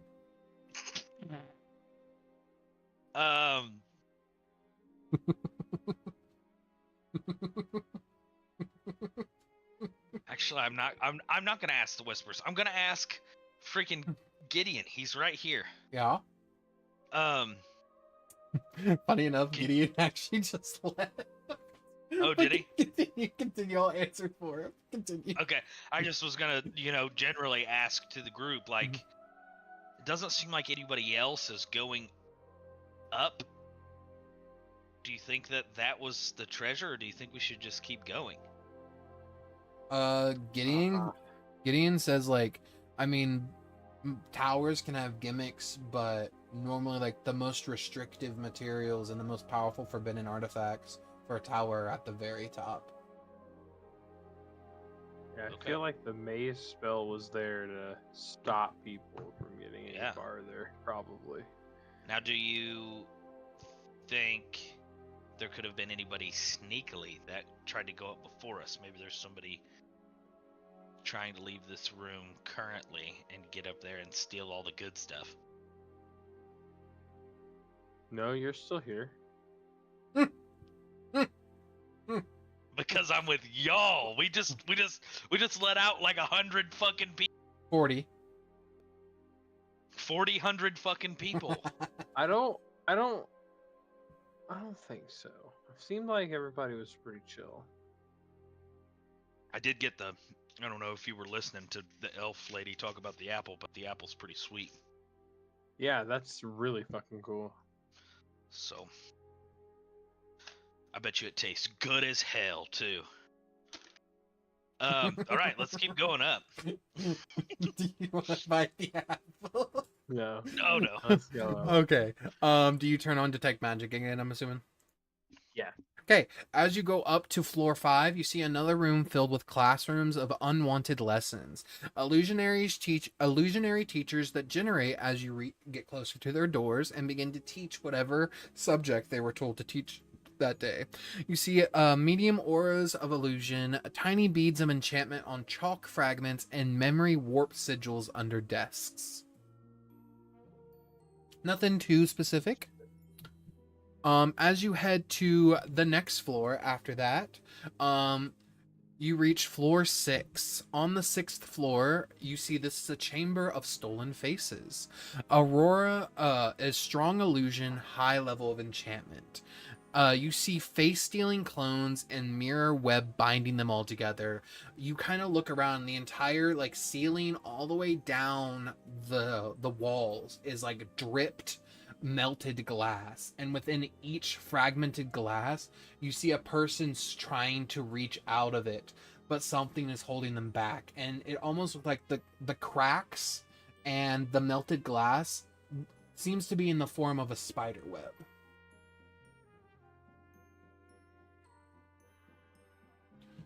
You see strong glamour magic, like thin threads of light, identity signatures floating like fireflies, and spell equivalent of magical server hub of enchantment magic. Seemingly, most of this seems to be reeling after a certain powerful enchantment spell was casted. Can I discern what it might have been? Yeah, make an Arcana check. There's like. This is Rook to the party. There's not like giant magical glass spiders, are there? I don't think so. With a 29, you find that the reason why everything's kind of going off kilter is because of your own calm emotion spell that blasted through the tower. Oh.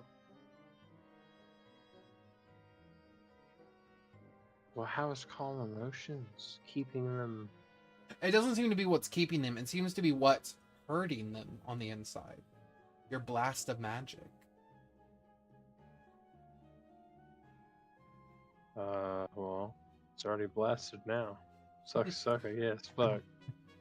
All right. You guys make it up to the 7th floor? I think so.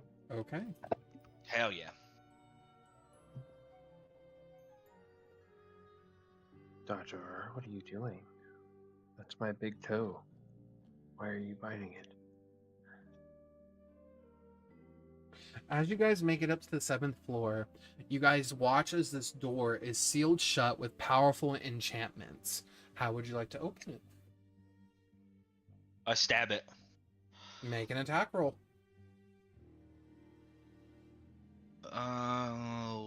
Righty then. Let's do this one. Does a 15 hit the door? No, it bounces off. Okay, stabbing it again. Make another attack roll. Does a 26 hit the door? Just hits. Okay. Let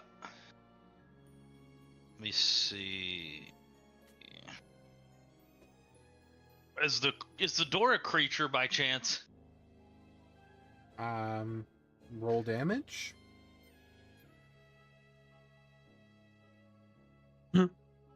9 damage. I'm assuming I don't get any sneak attack or anything. You have an ally within 5 feet of you. Okay. Hold on a second. I have to roll it this way.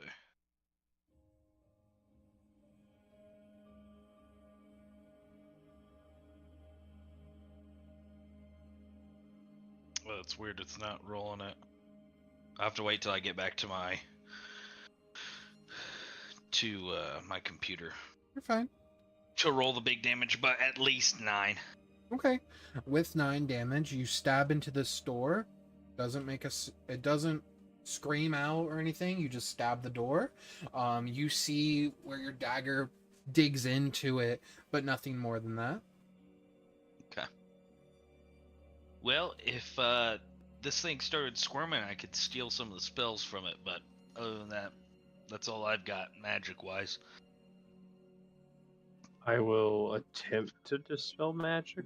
Yeah, go ahead. What do you need me to do?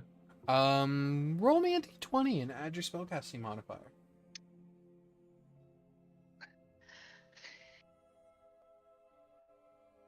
Doesn't work. Your dispel magic ricochets off the door back at you, and you just get like tossed down the stairs a little bit. Okay. We're gonna try again angrily this time. Okay. Roll me another d20.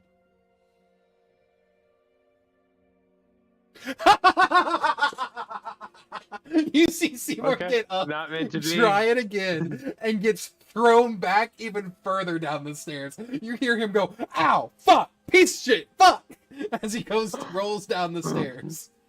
Okay, as he does that, I'm getting out the shotgun. Yeah? You pull out the shotgun. Yeah, I pull out the shotgun. I'm gonna say, what kind of enchantments are on this door? Make an Arcana check. Gideon. Okay, I'll have Gideon make an Arcana check.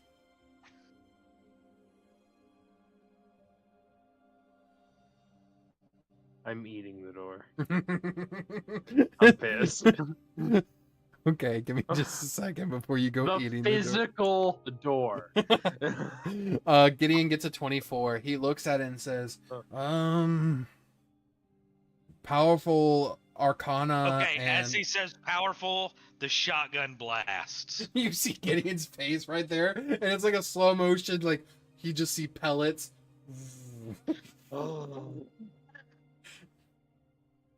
Gideon, are you back? My boy said, "Who asked?" You see Gideon. Literally asks, who asked? Go ahead and roll your damage.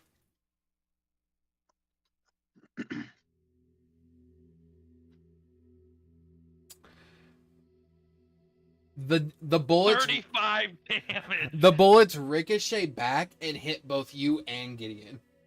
Oh, fuck. You both take half of what you rolled, so 38 half. Double check, I think it was 34. 34 half. Yes. Okay. Seymour, by the time you get back up there, you see bullet holes in your friends and a smoking shotgun on his side. What would you like to do, Seymour? Well, it's like my arm, so it blew me back, and now I'm on the floor. You actually rolled past Seymour. All right. 35 half for Tyler. Okay, gotcha. 17 damage. We're gonna sucker fish the enchantments off the door, dude. I'm triggered now. I fucking got blasted back twice. Okay, you put your mouth on the door and you begin to try to absorb the magic from it. As you do, this is the first time that magic has actively tried to resist your pull. As if it has its own sentience and doesn't want to be devoured.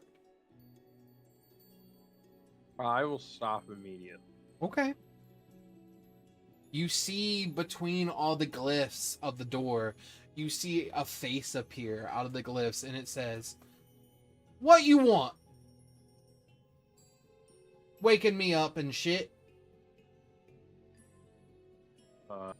I just want to open the door. Wait, this is a guy? Why didn't you ask? I never encountered a door that I could ask to open before, ever. I apologize. Seems like you just walking into people's homes without asking first.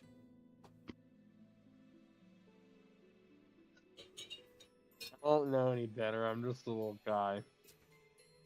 You need to learn Rook's better going- emotions. Mine are really calm right now. I'm sorry. You see, he looks at you, and you, bird brain, shooting me with a shotgun? Really?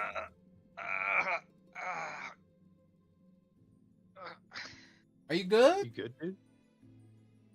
Yeah, I got shot, dude. Fucking laying on the ground, that shit hurt. The door looks over at you with its like glyph-like eyes and says, "Do you all need in?" Yes. All right. Answer me this riddles 3, and I'll give you inside for free. Are you Can we ready? just pay you? What am I gonna do with fucking money? Well, you said for free. I just assumed that meant that there was a paid Norm- option. I'm bound by the riddles to do this. Could you just Okay. fucking do it? Yeah, I'll listen. I'm good. What color are oak trees? Brown? What color are fire elementals? Red and orange? And what color are ravens?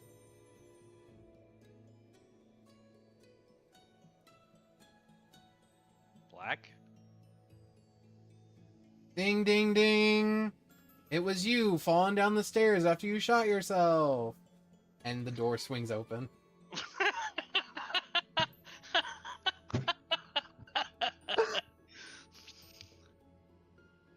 Get inside, fucking losers. Oh yeah, I'm going in. You guys, Fucking you, bro. You're funny. you walk into the room and you see it is a massive sort of like almost lighthouse like room. There's windows 360 all around, so you can see the entire city. You also see there are workbenches and tables, and there seems to be items locked within glass chests. Some of them at which seem to be floating. Some of them also have like these item cards in front of them stating what they are. Would you like to read some? Before I read, I'm looking at Mr. Eyeball. Yeah, you look at Seymour.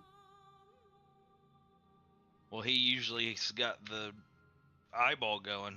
Oh, detect magic? His crazy eyes. You see in one of the glass chests, Seymour, there is some powerful magic giving off inside of this glass container, but if you were not looking at it, you would not be able to tell that the staff was giving off any magic, because the glass container completely negates its aura from leaving. And what's in the container? It seems to be some sort of staff. As you sort of walk over to it, you see a card, and it says it's the Heart Sigil staff. It's a staff that seems to float and pulses like a heartbeat against the glass.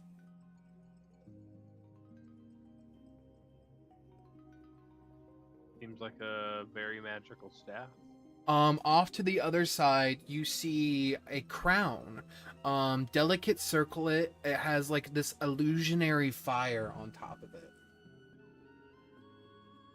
Is it like in a glass or anything? It is also in a glass container. That would be sick with my cloak.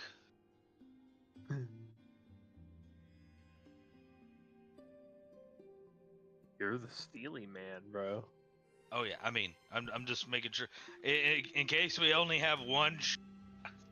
I'm glad I'm not drunk anymore. In case we only have one shot, let's Yeah. pick something that's the best. Go for the crown, dude. I've got a fucking staff. If we can't get this one, I'm not tripping. Is there anything like loose that we can just get after?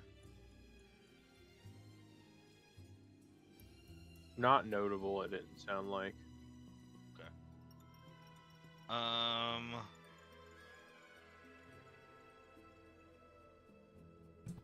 I just want to let you guys know, in case I have to leave, Ryan's dad is currently in respiratory failure. So, okay. I don't know if I'll have to leave, but I just want to let you guys know in case I just need to just go. Sure. I mean, absolutely. I mean, we can just. Well, there's minute. nothing I can do because they're at the hospital and they're only families allowed because of like COVID rules Right. and everything. So there's nothing I can do right now. But if something does happen, then I'll at least drive to the hospital where he's at and be there with him. Right. But there's currently nothing Yeah. I can do. Okay. So, you were asking about what now? Sorry. If there was anything of interest that was just loosey goosey.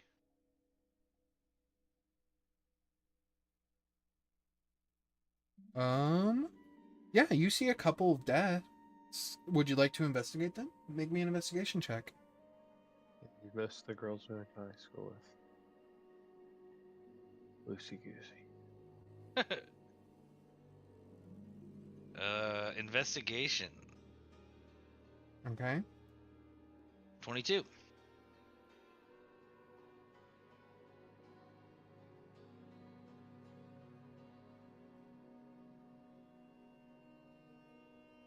Okay.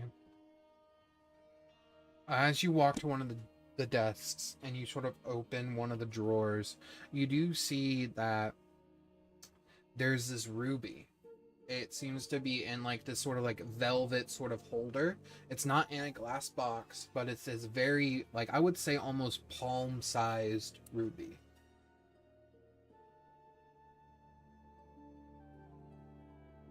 Okay, I'll have that. You grab it. Yeah. As you reach for it, Rook disappears.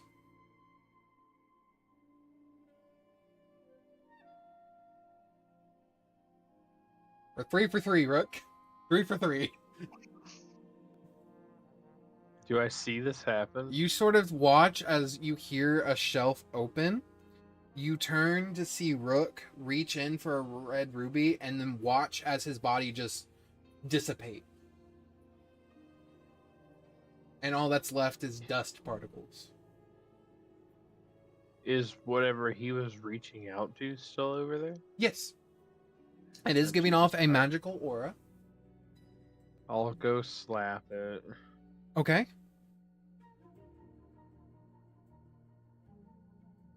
This motherfucker, dude, I swear to God. As you walk over, I will say with detect magic, you can tell the aura coming off of this ruby is conjuration. Conjuration? Yes. Okay. I still gotta go fucking find Rook. What the hell? Conjuration. This guy said conjuration. Conjuration. This guy's a Doesn't fucking make no fucking sense. I'm scared.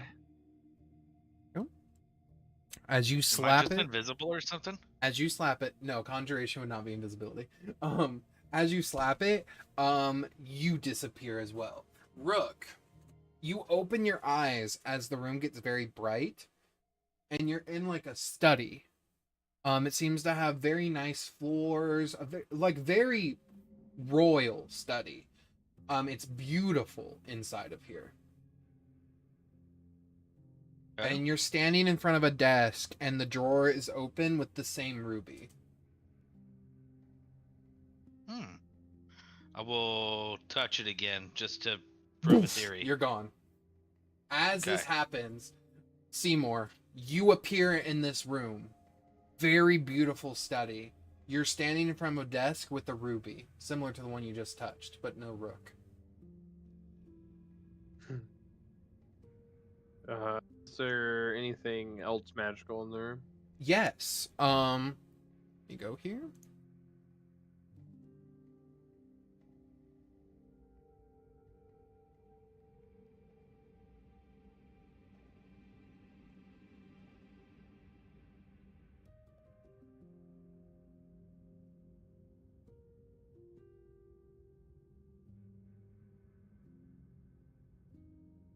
Okay. As you sort of look around, you see candles burning without flame. Pages drift through the air but never seem to land. The desk is curved with pale memory oak, a surface engraved with shifting runes representing thoughts not yet spoken. It seems like as you touch the table, it's almost as if like it is reading your thoughts to you that are appearing as like someone's writing them in ink on the table, and then they fade away and a new thought appears. You then sort of look around and you see along the wall there is a bookshelf, each tome giving off magic, powerful magic. Do they have titles like on the spines? They do not have titles on the spines. I would say at this point, Rook, as you reappear back in the room where Gideon now is and Simour isn't, Gideon's gonna look at you and say, Simour touched the ruby after you and vanished. Everything good? It's a cool room. Like a... Gideon immediately rushes over the desk and slams the button and disappears. Okay, so I'm gonna take like a cloth Mm-hmm. and like touch it to the ruby. Does it get sucked into the ruby? No. So if I drape the cloth over the ruby and pick it up. As soon as you touch the ruby, even with the cloth, you disappear. And you appear in the room. Okay. And you look, and you are in the room, and Simour is looking at some books, and Gideon is just off to the side in this room. Okay. Are you guys good in here? I'm going to try to get that crown. Simour, one of the books you have pulled, would you like to read one of the books or attempt to look at one of the books? I'm gonna pull one at random if there's no title. Roll a d6. Leave it to the die. With a 4, you pull out a book. Let me do this one.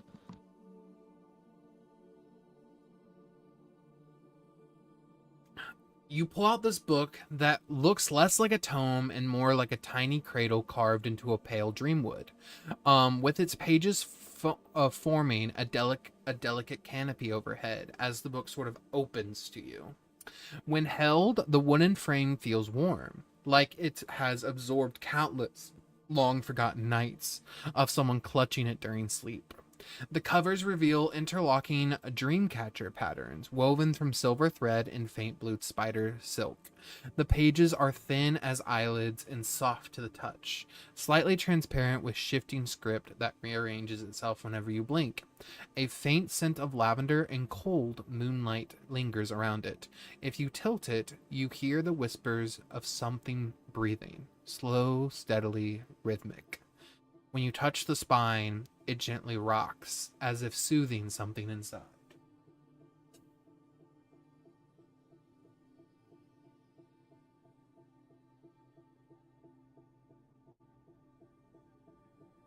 Alright, I'll try and coax it into opening up and reading the first page.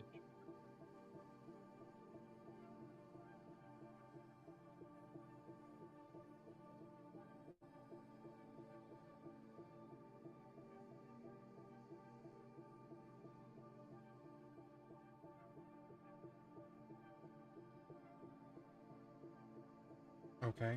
I'm sorry, what did you say? You're going to what? I apologize. Try and read the first page, you're good. Yeah. As you turn the page, you see it reads, anyone who sleeps holding the cradle. Your consciousness is gently drawn out of your body like a candle flame, pulled upward, drifting into the vast hush of another person's dream. While holding this book, you may cast the Dream spell or Dream of Blue Veil.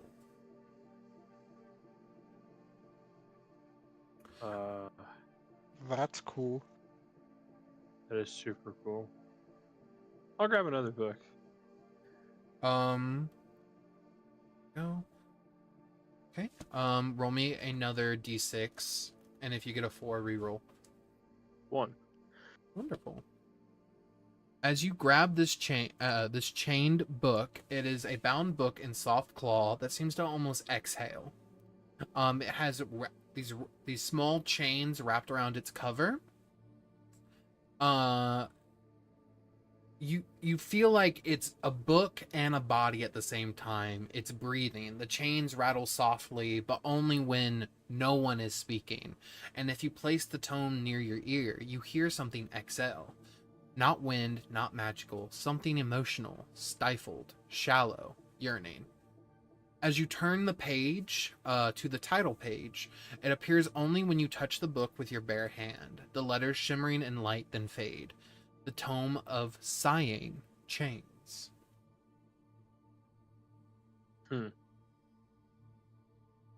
I'll hand that one to Gideon. Interesting. Gideon, as you sort of hold this book in your hand, do you attempt to read any of it?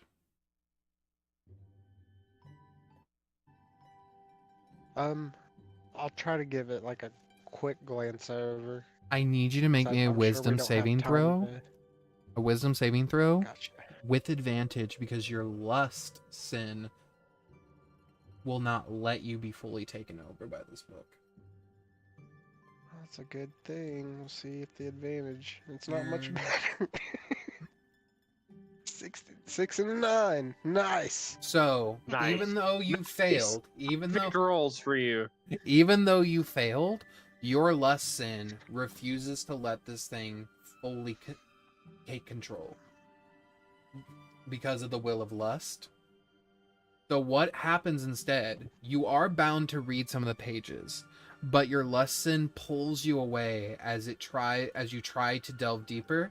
But the pages you read, you have no memory of them, as the lust sin devours those memories, so they do not harm you. There's something in there that is harmful to me. I'll have to look maybe another time. Okay. Is there any that don't look ominous on the shelf, boss? Look, I can only do one thing. I'm just Okay. kidding. I'm just kidding. No, that's fair. Yeah, there seems to be a normal looking book on the shelf. Do you just want to grab like a normal looking one? Sure. So as you grab this book and you open it, you realize it doesn't have a title, and it's less of a book and more of a journal. And then you realize, oh, it's not a journal at all. This is a spell book. Somebody's spell book. Can I read the first page? Yes. As you open the first page, you see what is written. This spell book belongs to High Archivist Veiltor of Candlekeep, who attempted to tap into the unfinished weave node.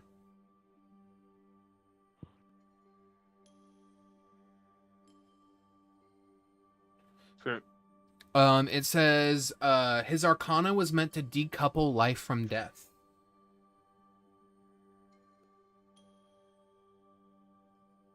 That's terrifying. Uh-oh. I'm gonna kind of flip towards the back of the book and see what level the spells are towards the back. Did you sort of like turn the pages and you keep turning them? You find a spell. It's an 8th level spell. Not, it's high leveled, but not beyond 9th. But it's something you've never seen, as it's 2 different schools of magic making one spell. Okay. It is illusionary and necromancy combined together to make this spell.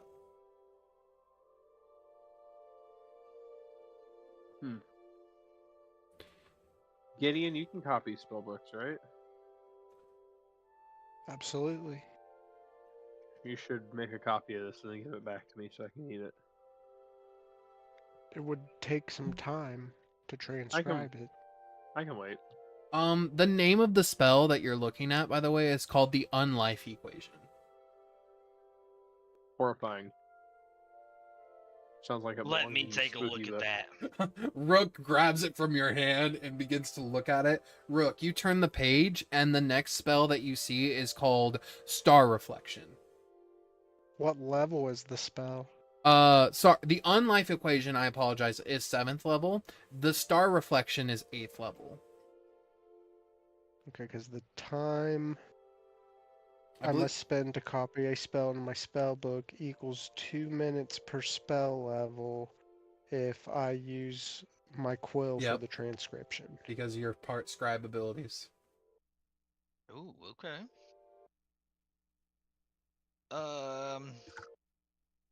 I'm looking at the Unlife Equation. Okay. I'm just trying to comprehend that thing. Just trying to comprehend the Unlife? Mm-hmm. Okay. As you sort of read it and kind of read the notes on it, they're written in common. It is a momentarily pause the death of a creature. They cannot die for 1 minute, but take a level of corruption afterward. Corruption. What's corruption? Interesting. You are not given that answer in this book, or at least in this area that you're reading. Guess I'm gesturing towards the magic boys. What's corruption? Both Simour and Gideon are free to make like history or arcana check to see if they've ever heard of corruption within magic.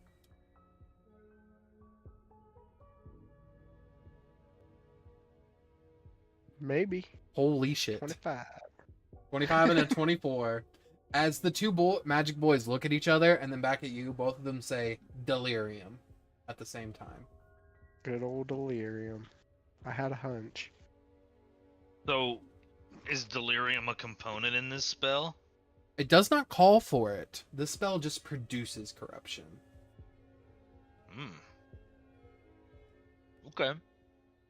I'll give the book back. I'm gonna go see if I can get that. Now I'm heading back out of the ruby. You're gonna go see if you can get the crown? Yep. Okay.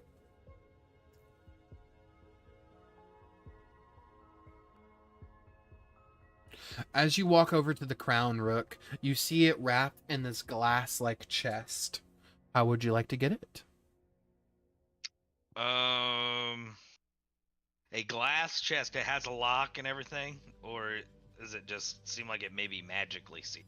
It seems like it possibly could be magically sealed, as you don't see a keyhole or a lock anywhere on it. It's just a completely sealed glass chest. Is there a lid? You can make an investigation check. The lid, Patrick. The lid! 18.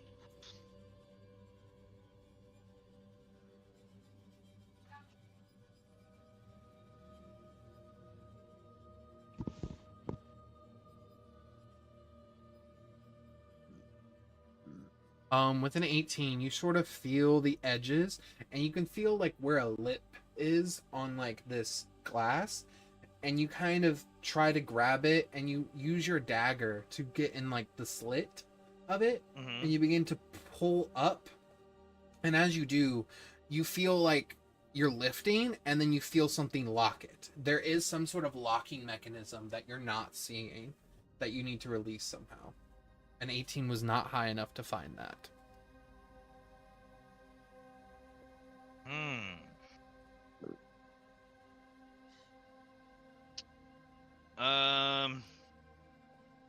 I guess I'm just gonna keep working on this then. Make me another investigation check.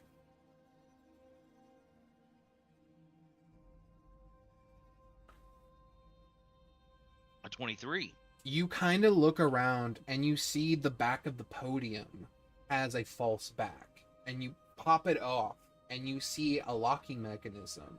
The whole podium is the chest. Okay. So if you're wanting to attempt to unlock this, please make me a sleight of hand. Sleight of hand? Yep.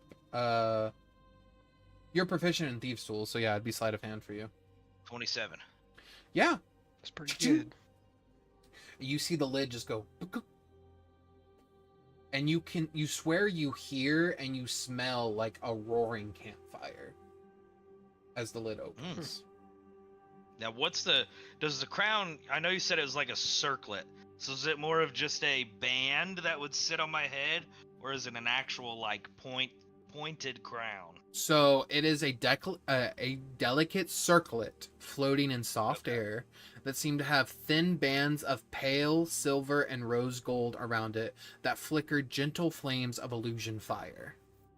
Oh, so it That's pretty floats a little fancy. bit? Like it would kind of look like a halo on my head? Mm-hmm. Oh man. Oh man. Oh man, dude. As you say that, your wings outstretch. Do you actually say amen? I don't want to force you. No. Yeah, no. I'll wait until I put the circlet on. Okay. I will grab the circlet and I will put it on my head. Okay. The circlet just sort of floats gingerly above your head. You feel like pressure on your scalp, but not like squeezing. It's almost like as if you have something laying on your head, but the circlet never actually touches your head. Okay. And so, like, if I bend forward, does the circlet fall off? No. Okay. So it's not the same pressure as a top hat, but not with the physics. It's of a top almost hat. like magnetized to your head. Okay, that's kind of fucking sick. I'm going over to the podium that has the staff in it. Okay. Doing the same thing, popping off the back. Well, I guess I'm checking it around, but I'm definitely checking to see if the back pops off of this one. Make me an investigation check.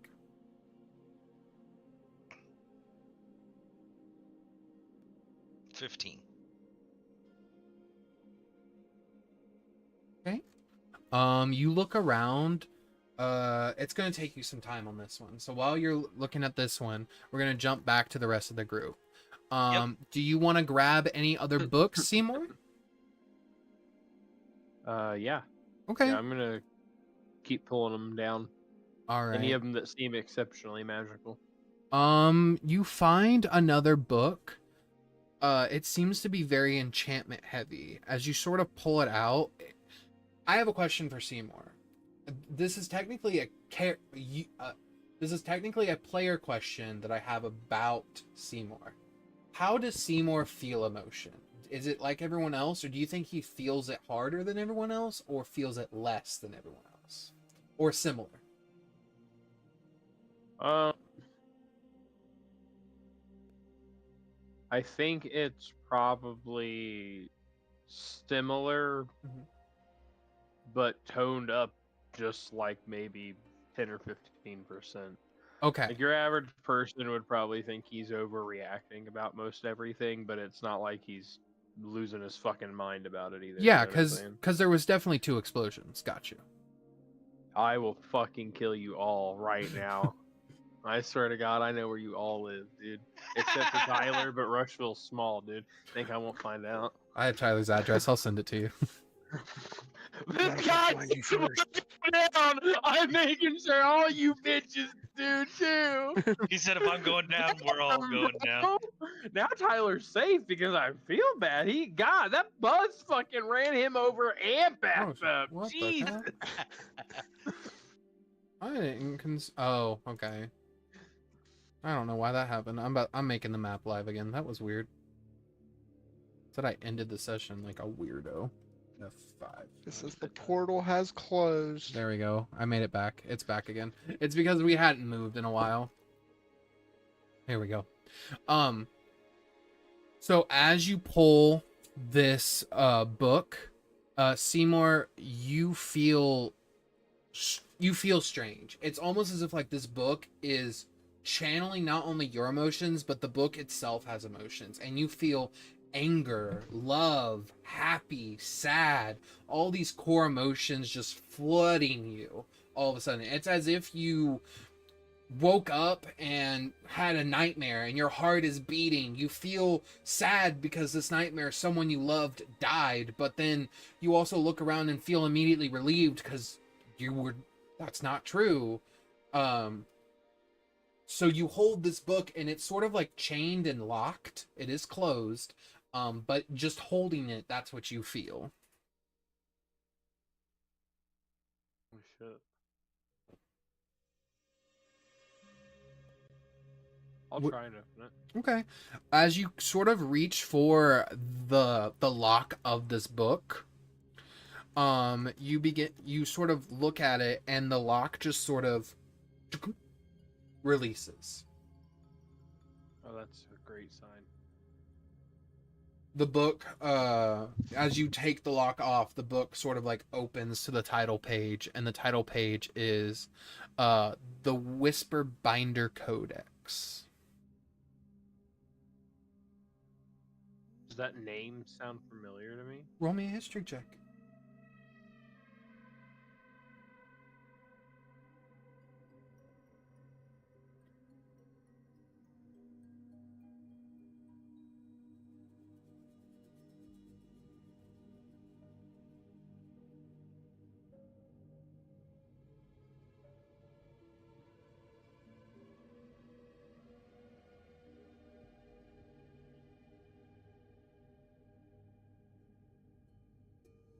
Okay, with a 15, you sort of think on it for a bit, and as you do, it's almost as if like your own thoughts are being sort of sorted by yourself and some other entity.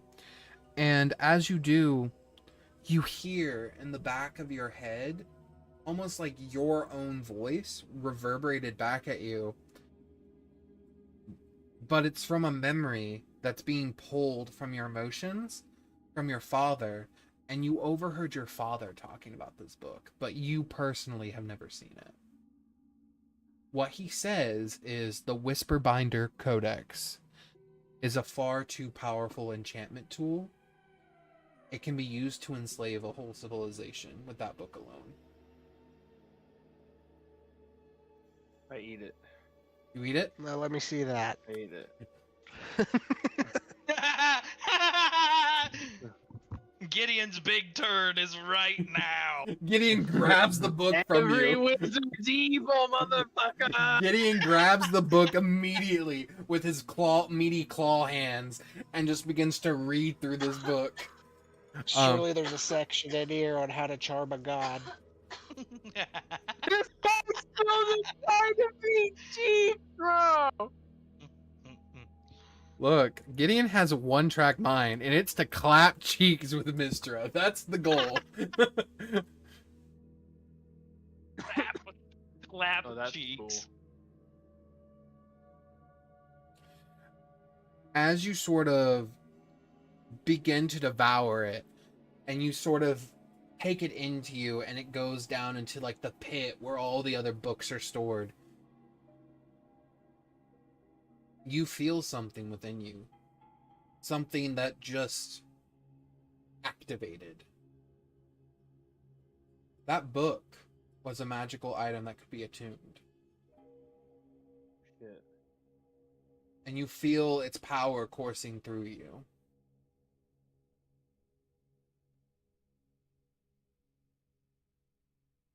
Is this gonna be like the first staff I eat then? Very close. As you sort of feel this power pulsing within you, it doesn't leave your fingertips or come out erratically. But you feel strength and power.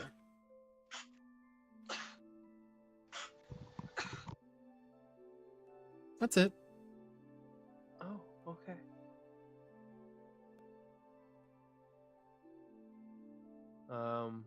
I will. If Gideon is done up here, I will just go rejoin Rook. I think I've gathered some books to take with me and eaten a book. I'm pretty satisfied.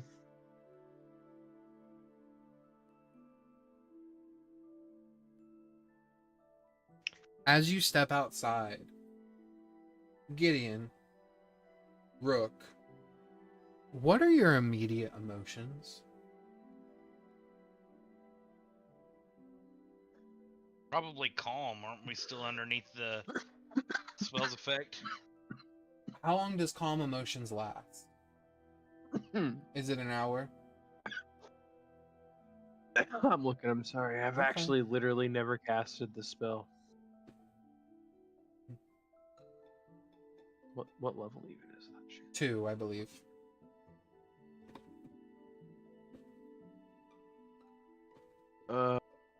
A minute. A minute. So no, calm emotions has left. So what is Rook's and Gideon's immediate emotions? I'm probably pretty happy at the moment. I'm getting to bust out the thieves' tools and steal, so... So I would say you feel joy coming from Rook, Yeah. Seymour. And Gideon, There's what does he feel from you? there's like a big curiosity over this library, so he's like a little chipper. It's strange because you don't hear their thoughts, but you hear their emotions, Seymour.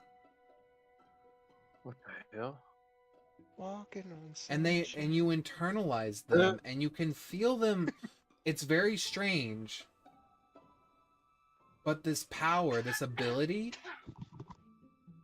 it seems to be overriding your emotions right now. And I need you to make a wisdom saving throw. Their joy, their giddiness. You're fucking lucky. With a natural 20, you're able to sort of push their emotions aside and feel your own for a moment. But the issue is, you can't figure out how to turn off this power. So right now, you're feeling everyone's emotions within 30 feet of you.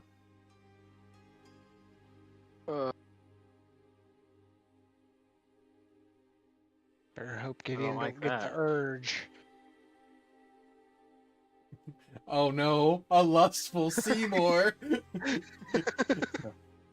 The only solution is to cast another really powerful calm emotion so that I'm no longer overwhelmed and everybody's just calm. Are you going to cast Calm Emotions? Yeah. No, don't lobotomize me. As you hold out this spell, you watch as... What color would you say your enchantment Calm Emotions looks like, normally? If it's just like rolling out for me, it's just like a blue fog. As you hold this in your hand, you almost see it condense. This blue fog rolls, but doesn't leave your hand. It rolls into a ball that begins to condense down. As you hold this spell in your hand, and you watch as almost it looks like it's cracking, shattering. And as you release it in an instant, I'm going to need you to decide. As each creature is connected, you get to choose one emotion. Fear, guilt, rage, joy, sorrow. That you all three feel. Joy. Okay. Everyone has these euphoria-like moments during this time while this spell has been casted, because you didn't cast Calm Emotions. The book overrode your spell, and you cast a new spell. Bind Emotion. For the next 24 hours, the three of you are extremely joyful, but you are immune to all charm effects. Ooh. Okay. Okay. Interesting. Specifically, immunity to any charm effect that would end the joy, or affect joy, or require more happiness. So if it is a charm that would make you lose joy, you are immune to it. It's kind of crazy to say require more happiness. Like, we are as happy as our bodies can physically allow us to be. There is not a magical effect that can make us happier. Okay. Holy shit! Look at what ChatGPT cooked up, dude. Jesus Christ. Yes, exactly. Oh, whoa. Okay. Yeah, as far Rook, as so not you gonna lie. do have the staff in your hand, by the way. At this point, you have gotten the staff out, and you are holding it. You can, as you hold the staff, and you've just been holding it, you can almost feel it sync up to your heartbeat. It doesn't attune to you, but it syncs up perfectly to your heartbeat. Mm.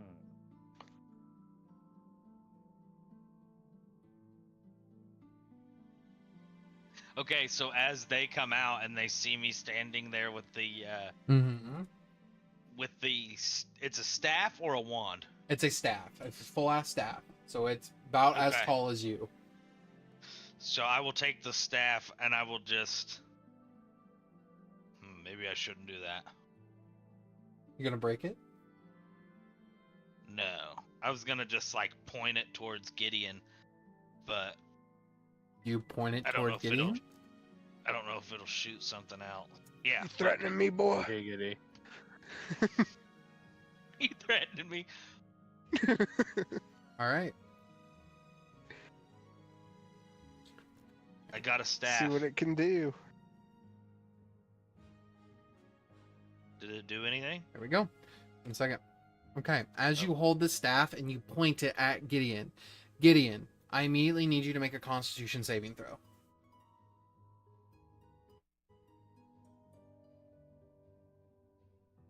That's a good sign. 21. Perfect. You just succeed. Your heart does not stop. Huh? That's good. Does he know that that was the magical effect? For a moment, Gideon, you felt something like pressure on your heart, like almost like a heart attack, and then it It releases. made my heart feel tingly. Can you tell me what this thing is? I don't know. we should try it out on some enemies and see what happens. Someone smaller. I mean, Maybe you not guys are Rook, on the seventh floor of the Seymour. Wizard's Tower. Do you just want to like shoot it down at like random pedestrians? Go out the balcony and just fucking stop people's hearts. We're not sure if Everybody's Seymour's outside like. anatomy. We don't want it to Kumbaya like and pop chill. his eye or something.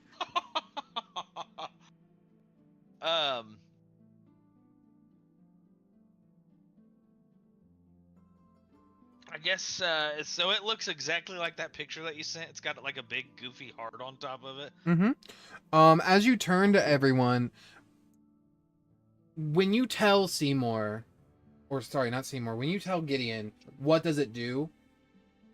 My question to you: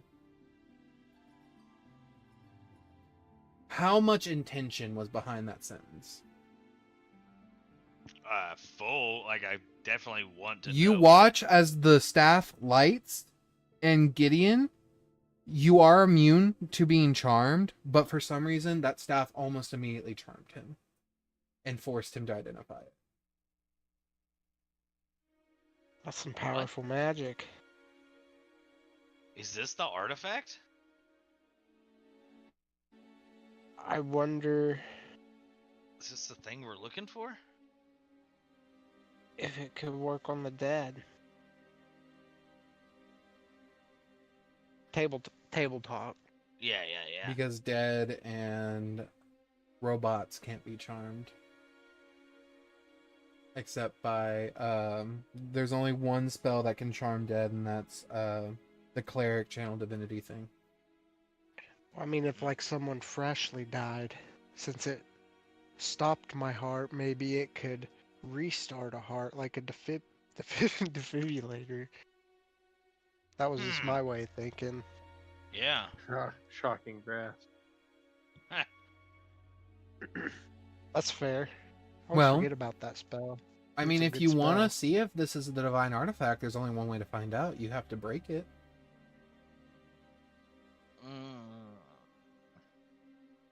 I like this thing though. I could just Snap it over my knee. I could eat it. What if we haven't tried this? Mhm. What if we try to pervert it into something else? Mm-hmm. What are you trying to do? Maybe if I take greed and I try to siphon all of its powers and abilities into greed. You hold the staff and you feel your tattoo channel through it. Okay. As you do, you feel yourself connect to the staff. Give me, Rook, give me an intelligence save. Oof.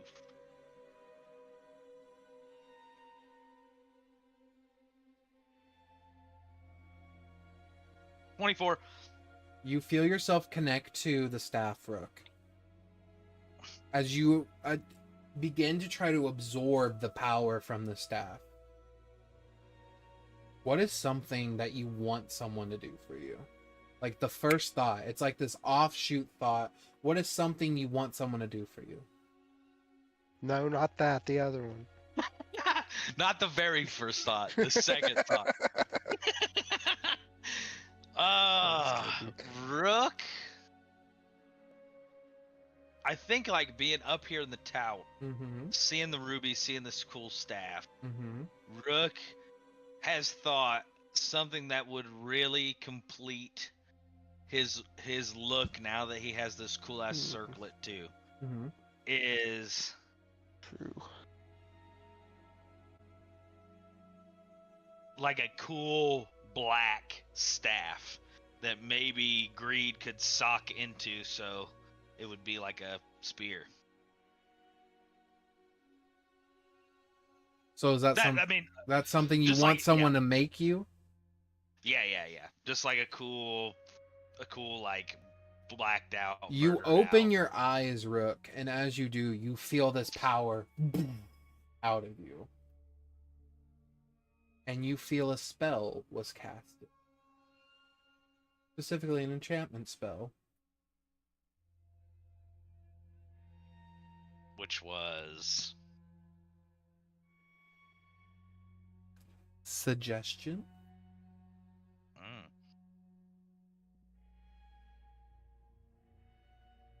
Greed was not able to absorb any power from the staff. But the staff did activate without you being attuned to it.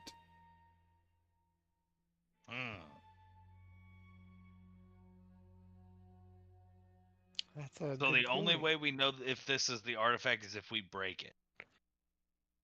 Or, I mean, you ask a god. I'll just ask the Whispers. Could identify. Or we could try. It will take me 10 minutes. Or 11, I guess. Let me see. Let me see what the Whispers have to say about it.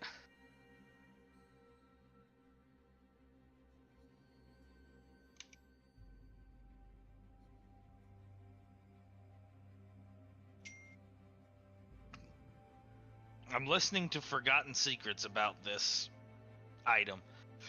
Okay.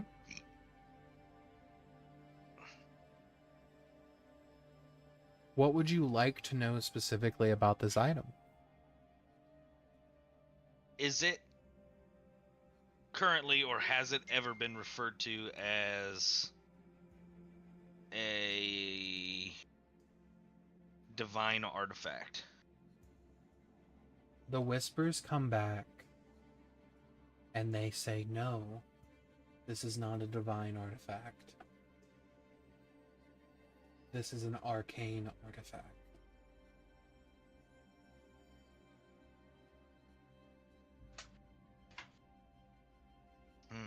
The Whispers are saying it's an arcane artifact. Could that still be what we're looking for? If it's... I don't think so.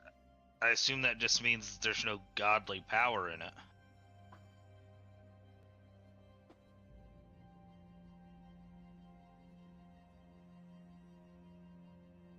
While I was talking to the Whispers, Gideon, did you want to see if you can see what it is? I'm willing to start trying to identify it. Okay. It will take some time, though. Gideon, as you begin to identify it, it takes the 10 minutes during which Rook speaks with the whispers. You are then identified the staff. It is called the Heart Sigil Staff. It is a legendary magic item. Long before divine magic began to collapse, before clerics lost their voices and omens, curdled into nightmares, there was a goddess whose domain had always been fragile. Asharia, the whisper of love, not a goddess of lust or desire, not a goddess of marriage or purity, but of the quiet love that binds people, the love between friends, the ache of reunion, and the desperate hope for forgiveness, the longing that becomes prayer. Her power dwindled early, when mortals stopped praying to her, for hope being starved for survival. In her final days, her temples were empty, her priests forgetting her names, and Ashari whispered her last divine spark into a single object. But of course, this did not come to be. Ashari did not pass. She became mortal. When a god loses their faith in their domain, they no longer are a god, and they become mortal. She wandered the world as a wizard, wielding her staff. Infused with her divine spark, and now her arcane prowess, the staff became legendary, and one of the first ever artifacts of the arcane. It is not a divine artifact. Interesting. I would have shared that with Rook and Simour. I would have said it all out loud to them. Okay. So they are in on that information.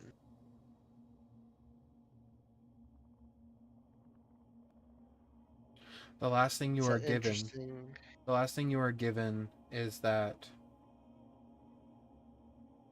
there is more arcane artifacts that exist, one for each school of magic.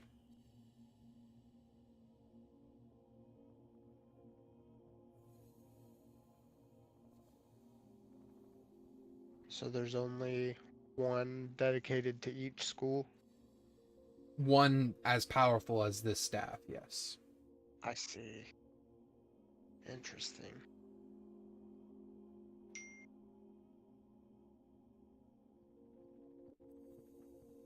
This is a very rare and powerful staff, Rook. We don't have to destroy it? You watch as Gideon identified this. And as Gideon touches the staff, you watch as the heart grows bigger, the staff a little longer.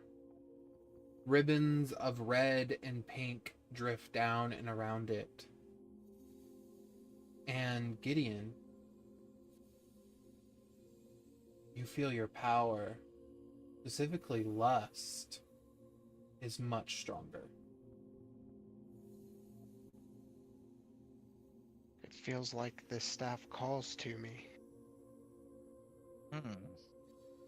Well, that sucks for you. Rook takes it back. I'll have it anyway. No, I mean, if I visually see it, like, do some things. It goes full sure. on Magic Girl transformation when Gideon touches it, and you watch as he spins in the air a little bit, and like these little booties appear, and like this tank top appears, and this long blonde hair. A Sailor Moon transformation. Yep. The wizard's stripper pole staff. So wait a second, here. And I will hold out greed. Mm-hmm. Can you identify this?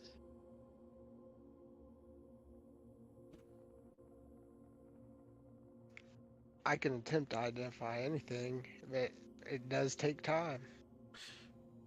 As you wait the 10 minutes and begin to identify, give me just a second. Yep. Good old ritual. I just like to imagine it's just me giving it the good pat down. I love that for you. I'm a hands-on kind of guy.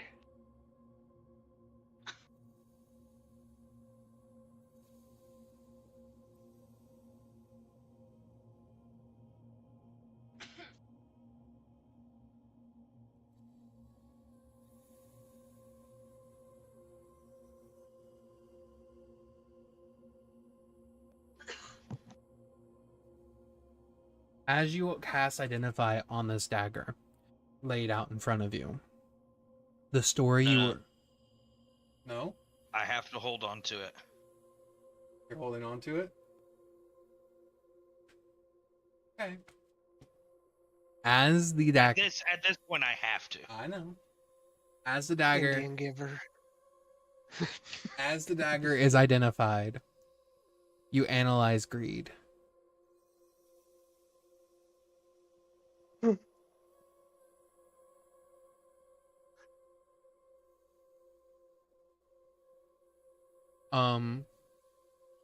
Well,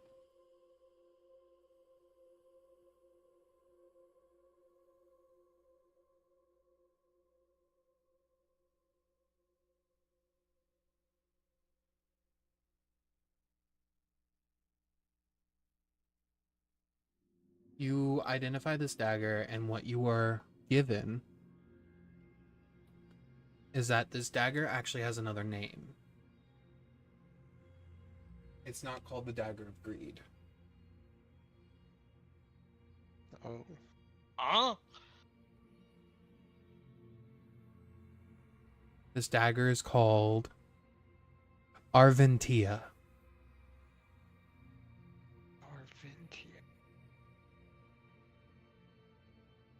This dagger was made from an ancient type of magic that is no longer practiced to this day.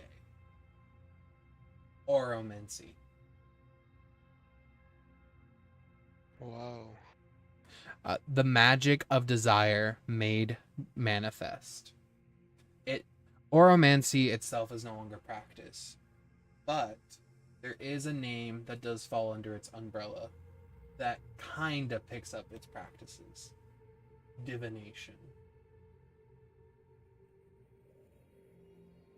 Kind of makes sense with the Steely ability, honestly. Oromancy predates the 8 arcane schools. It's not charm, illusion, necromancy, or primordial invocation magic or abjuration. The closest type of magic that exists today is divination. Oromancy is a lost type of magic that this dagger has seemingly access to. This was once used by an ancient god, the lost tyrant of what? Avaros, the Horde Heaper. Long before the modern pantheons, there existed lesser gods of desire, not yet greed, just given shape. Avaros began his celestial register on the mortal plane. Every wish passed through him like a bread of string. Yes, he was the god of wishes. Not grant, not answer, just keep. He collected the wishes before they went into the great well that they are now thrown into today. Eventually, he hoarded so many mortal desires that his divine realm recoiled from him. The gods bound and stripped his divinity and cast him into mortality. He fell. The god made man. The man made mad. He lost the ability to grant desire, so instead he learned to steal it. Avaros became the first mortal wizard to practice avaromancy, a discipline he invented from the leftover fragments of his own fallen divinity. His spell didn't charm, they craved. His arcana didn't command, it hungered. Eventually, in his final moments, he poured all of his broken divinity and wizardry magic born from his hunger into the single weapon, greed. Arventia dagger. Not forged, not enchanted. Exhaled from a dying god's last wish.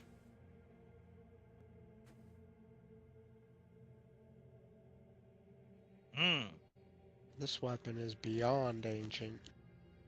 It is similar to the staff that you were just holding. I see. So this one was for me. That one was for you. And we might have already found Seymour's too, but he might have ate it. Do you feel a connection with the blade? Very much so. As you can tell by me not letting you actually take the blade to to identify it.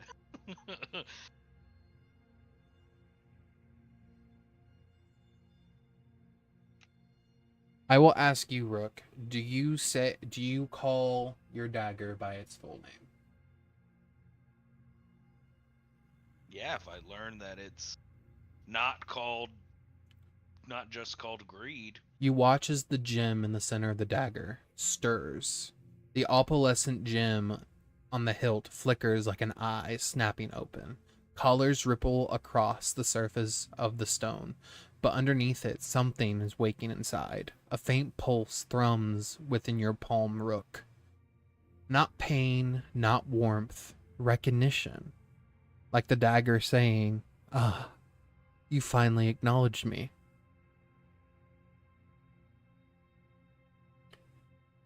Ooh. Nice. So I'm a little bit more connected then. It sees you.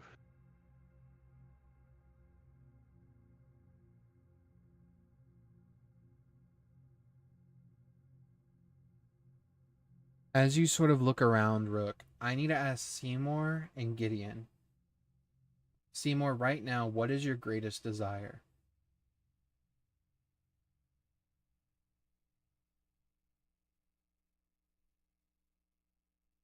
I don't know. Probably to finish my staff. And Gideon, what is yours? If it's not Mistra, I don't believe you. I just want to impress Mistra. You, Gideon, and Seymour's desires seem to float toward you, Rook. It's not that you hear their thoughts, but you taste their desires. Oh. Giggity.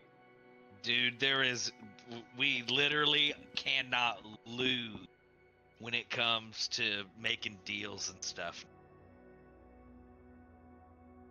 Knowing exactly what somebody wants just because I'm around them. That's kind of hot, honestly. Facts. I've always been I'm- kind of honest about what I wanted, though. I'm at least 3/4 Shub. It would be very interesting if it was like, and what's your greatest desire, Gideon? And he's like, as soon as I can kill these two motherfuckers and take all of their shit, like the Mister thing's been a lie this whole time. Take the dagger and get the book out of his stomach. Nah, dude, Bjorn had to work tonight.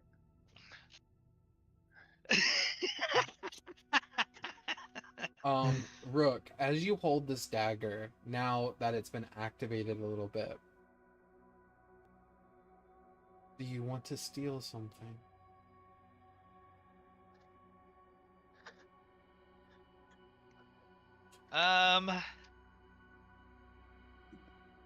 Yes. Go ahead and roll me a sleight of hand check as your hand slips between the veil. You actually just say, "Actually, I just want to steal something in the room." Yeah. He just wants the nearest Do shiny I have to know what I object. want to steal yet? Do you have something in mind? Yeah, I have like a million things, I mean, but here's. I don't know. Do you want to try to find Gluttony's item? I guess. That's what I was going to do. Okay, that's but, what I How figured. about a Natural 20? Oh, No way, bro. Okay. heck yeah, dude.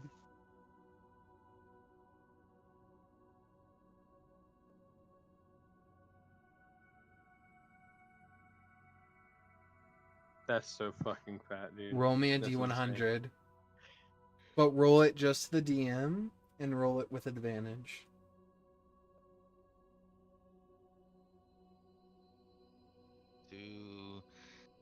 Oh. You say with advantage? Mm-hmm. Okay.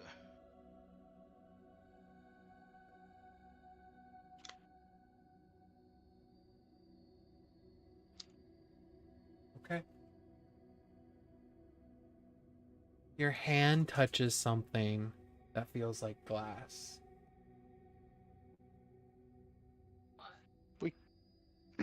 Sorry. Do you grab it? As you begin to pull it out,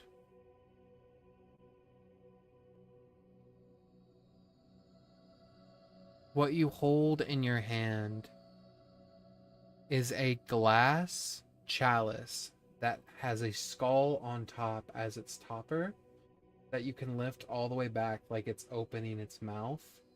And as you look in the chalice, it just seems to endlessly go down.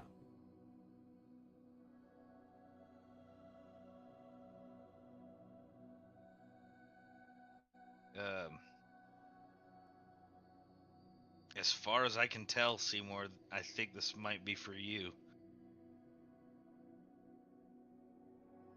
I'll gingerly reach out and take it.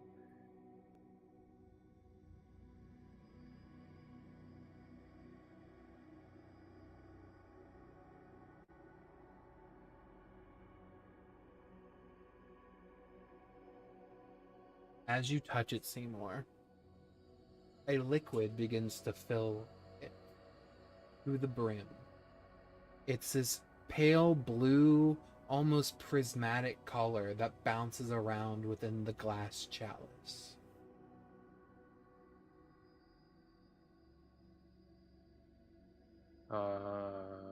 Drink. As you begin to drink it, it tastes sweet, but there's something else. As you drink more of it,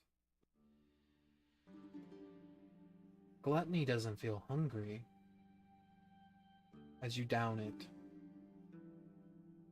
And as you finish, you're looking at Seymour and he is glowing. His eye has opened. And Seymour, your hand, as you move it, it's almost like this blue light moves from your hand and around your body. What the fuck? The air feels like it gets heavy. A sudden presence feels like it fills the room.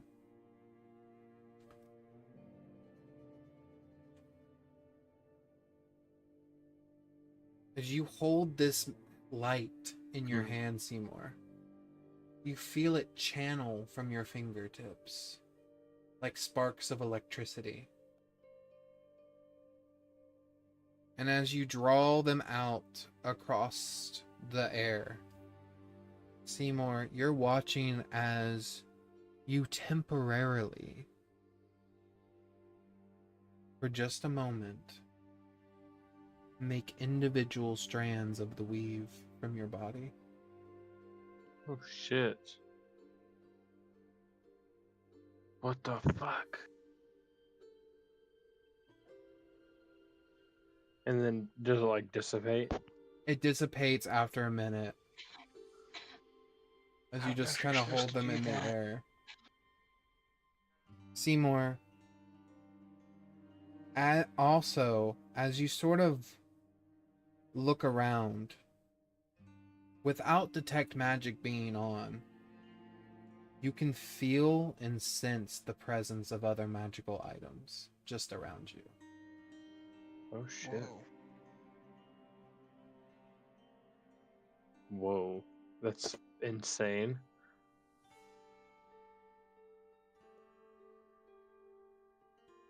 That's all He's you got get. like thermal, but for magic. That's all you get, I mean, unless you want to. I mean, that's just Unless you want to cast Identify on the glass. no, not right now. Okay, I am about to have to go to bed. But I was up and understand. awake since 4 a.m. You gotta be up at 4 a.m. No, He's I've been been up. up. Since Oh. 4 a.m. I work Jesus Christ. early on Friday mornings. I Okay. see. Well, All good. I will identify the skull next time. That's You fine. gentlemen have a wonderful rest of your evening. the Yep. only thing I will say that you see on it, this isn't like telling you what it is or anything, but you see on the chalice, it seems to have a depiction of a man drinking wine.